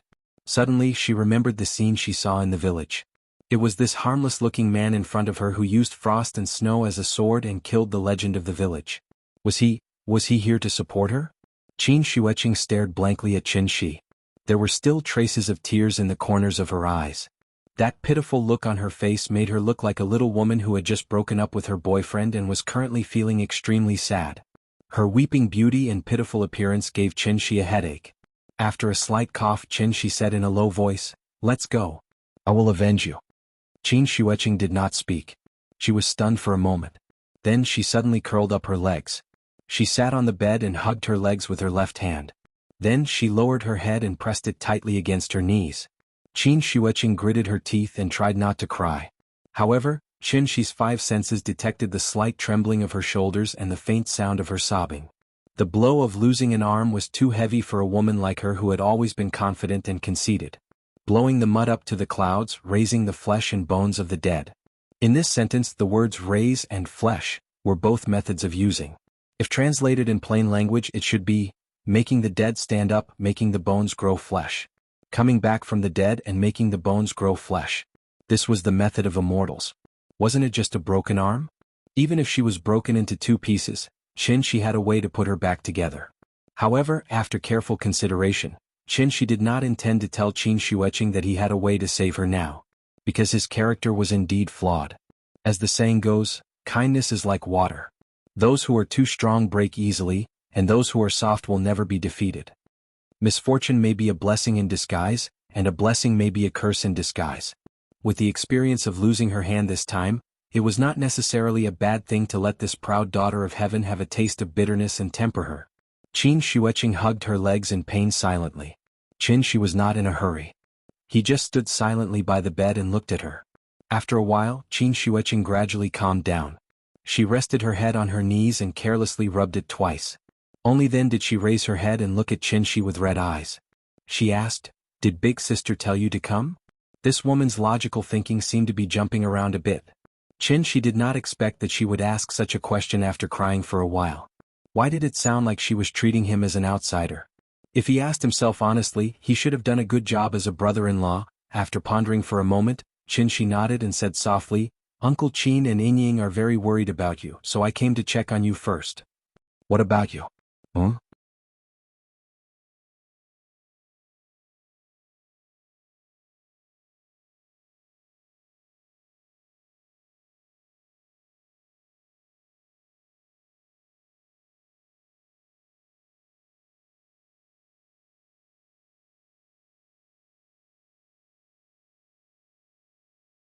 Instead he chose an extremely clumsy method.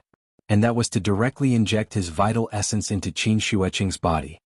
His sister-in-law was now considered an immortal cultivator, so after Qin Shi's vital essence entered her body, he could circulate the Dharma art without any hindrance. It seemed like he was flying with Qin Shueqing, but in fact the two of them were flying separately. However, Qin Shueqing didn't know this. Feeling the constant warmth from Qin Shi's hand, she actually blushed for the first time. Because she was worried that Qin Shi would notice her strange behavior, Qin Shueqing quickly turned her head to look in another direction. She didn't even hear Qin Shi talking to her. "I'm asking you a question. Where are those people?" Qin Shi thought she was frightened, so he patiently asked twice. It wasn't until the third time that Qin Shueqing finally came back to her senses. She quickly answered, "Southwest, south of Wen Mountain. It's about 180 kilometers away from Spring City." "Okay." Qin Shi looked in the direction. After confirming that it was correct, he directly flew over with Qin Shueqing. Qin Shueqing secretly glanced at Qin Shi's side profile from the corner of her eye.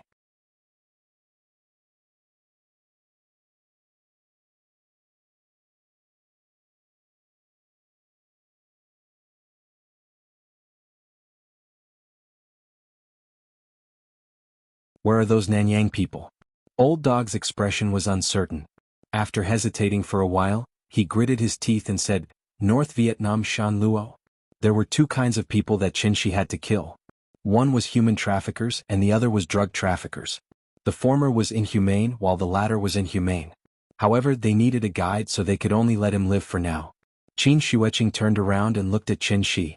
After seeing Qin Shi nod slightly, she said to Old Dog, Get up and lead the way. Old Dog was shocked when he heard that. He said, You're going to North Vietnam? Illegally?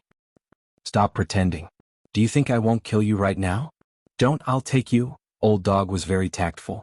After all, it was his instinct to take advantage of the situation. Shan Luo was a province in the northwest of North Vietnam. It shared a border with Laos. Although it was a province, its size was equivalent to that of a county in Wuxia. North Vietnam was poor, but Shan Luo was the poorest province in North Vietnam. There was basically no industry here, and agriculture was Shan Luo's economic lifeline. Because of this poverty, poppies had become a traditional local plant. Although the North Vietnam government had been cracking down on the drug trade, it was difficult to manage such a remote mountainous area, so they could only turn a blind eye. After crossing the border, Old Dog found an off-road vehicle and drove the two of them straight to Shan Luo. The so-called Nanyang referred to the entire Southeast Asia, including Malaysia, Indonesia, and other regions. Those Nanyang people did not belong to the same country, so they should be some kind of organization. Qin Shueching asked Old Dog on the way, but Old Dog insisted that he did not know. From the looks of it, he seemed to be very afraid of something. It was only 100 kilometers from Maoping village to Shan Luo. Old Dog often came here to buy goods, so he was familiar with the road. When the car drove into a small village, Old Dog stopped and pointed at a temple in front of them. He said, It's there? A temple? Qin Shueching looked at the believers coming and going at the entrance of the temple. She could not help but look at Old Dog in surprise. Seeing this, Old Dog immediately explained with a bitter face, The temple is just a cover. The biggest drug market in North Vietnam is inside. Leader, I'll be your informant. Don't expose me or else I'll be dead. Okay, then wait for us here. Qin Shueching got out of the off-road vehicle in high spirits, then walked directly to the temple in front of them. Perhaps it was because Qin Shi was next to her, so when Qin Shueching walked to the temple, she was not worried at all. Instead, she felt a little excited.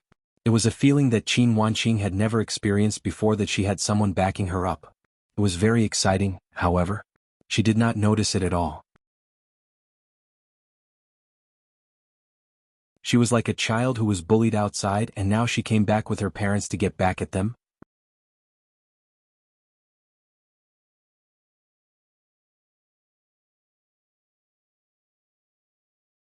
Chapter 154.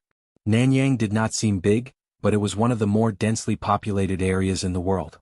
There were many immigrants here, and because it was once a colony, the locals had many different beliefs, such as Buddhism, Catholicism, Christianity, and Judaism. Among them, most of them believed in Buddhism. Unlike Huaxia's Mahayana Buddhism, Hinayana Buddhism was more popular in Nanyang. The difference between the two was that Mahayana Buddhism promoted the salvation of others and oneself, while Hinayana Buddhism promoted self-indulgence. If one had to describe it, one could say that one was a bus while the other was a motorcycle. Hinayana Buddhism was a derogatory term for Mahayana Buddhism. In fact, Hinayana Buddhism's followers did not agree with this term. They called themselves Southern Theravada Buddhism. The Nanyang region mainly believed in Hinayana Buddhism, so the temples were very different from those in Huaxia. Huaxia's temples were mostly palatial, majestic, and solemn. Nanyang's temples, on the other hand, were mostly stand-alone. They were relatively small, with a Buddhist hall and a Buddhist pagoda, surrounded by scattered monks' residences or places for rest and study. Mahayana Buddhism's temples had many statues of Buddhas, Bodhisattvas, and all kinds of protectors. However, Hinayana Buddhism's temples only had one statue. Shan Luo was too poor, so most of the villagers here wore coarse linen clothes. Therefore, when a young woman like Qin Shueching appeared in a trench coat and jeans, she immediately attracted a lot of attention. Nanyang was tropical and had a tropical monsoon climate. Most of the people here had light brown, or even dark brown skin. Qin Shueching's skin was fair and beautiful. Compared to them, she immediately looked like a fairy who had descended from the heavens. After hearing Old Dog say that this was where the Nanyang people were hiding, Qin Shueching immediately walked towards the temple. Her sister-in-law seemed to have a bad temper and was not easy to get along with, but in fact she had never even killed a chicken before. Although she had a license to kill, she had always controlled herself when she was on missions. Once the enemy lost the ability to resist, she would immediately stop. However, being friendly to others did not mean that others would be friendly to her. That shot had completely angered Qin Shueqing. As a result, her wound had not even healed, and she was still in an extremely weak state. When she heard that Qin Shi was going to avenge her, she immediately followed him. If she was not as skilled as him, it would be fine. However, the other party arranged for a sniper to ambush and almost take her life. Although her life was saved, her right hand. So she had to take revenge. After seeing Qin Wanqing get out of the car and leave, Qin Shi also opened the door for her. Before leaving, Qin Shi smiled and said to the old dog, "Let me give you a piece of advice. You better stay here and wait for us to come back." Then he followed Qin Shueqing. After the two of them left, the old dog spat out the window, hesitating whether to drive away now. However, of course of the world's Qin. This young man was not simple. Even if he ran away now, he could only run away as a monk but not as a temple. Unless he never returned to Wuxia. His wife and children were still in Wuxia. How could he not go back? This was indeed a temple. It looked a little ordinary. After entering the main hall, the first thing that came into view was a golden statue of Buddha. A monk was meditating by the side. When he saw Qin Shueqing, he said a few words. Qin Shueqing did not understand. She frowned and tried to say, "I'm looking for someone." The monk was stunned. Then he said in awkward Chinese, "Who are you looking for?" Qin Shueqing was about to speak. But at this moment she saw a figure walking out from behind the Buddha statue. It was a dark and thin man. He was about 30 years old. His skin was dark and he wore a coarse short coat. The muscles on his arms were exposed. Qin Shueqing was indeed too eye-catching. So the dark and thin man saw her at first sight. The dark and thin man was stunned for a moment. Then he reached for his waist. "I'm looking for him." The moment she saw the dark skinny man, Qin Wanqing's expression couldn't help but turn cold. After saying that, she seemed to have turned into a white crane and flew toward the man in an instant. The dark skinny man's reaction was also very fast. Just as Qin Wanqing pounced on him, he had already taken out a pistol from his waist. Who knew how much blood these people had on their hands, so they didn't hesitate at all when they fired. He aimed the gun at Qin Shueqing and wanted to pull the trigger. However, after he pulled the trigger with his index finger, the trigger did not move. It was as if it was stuck. Because this time, her brother-in-law was standing behind her sister-in-law. After all, she had just recovered from a serious injury. Her skills were not as good as before. What if she was not careful and got shot again? The dark and thin man reacted quickly. When he saw that the trigger could not be pulled, he turned around and wanted to run. But at this time, Qin Shueqing had already rushed in front of him. She raised her left hand and grabbed his neck. Then she pressed him against the wall.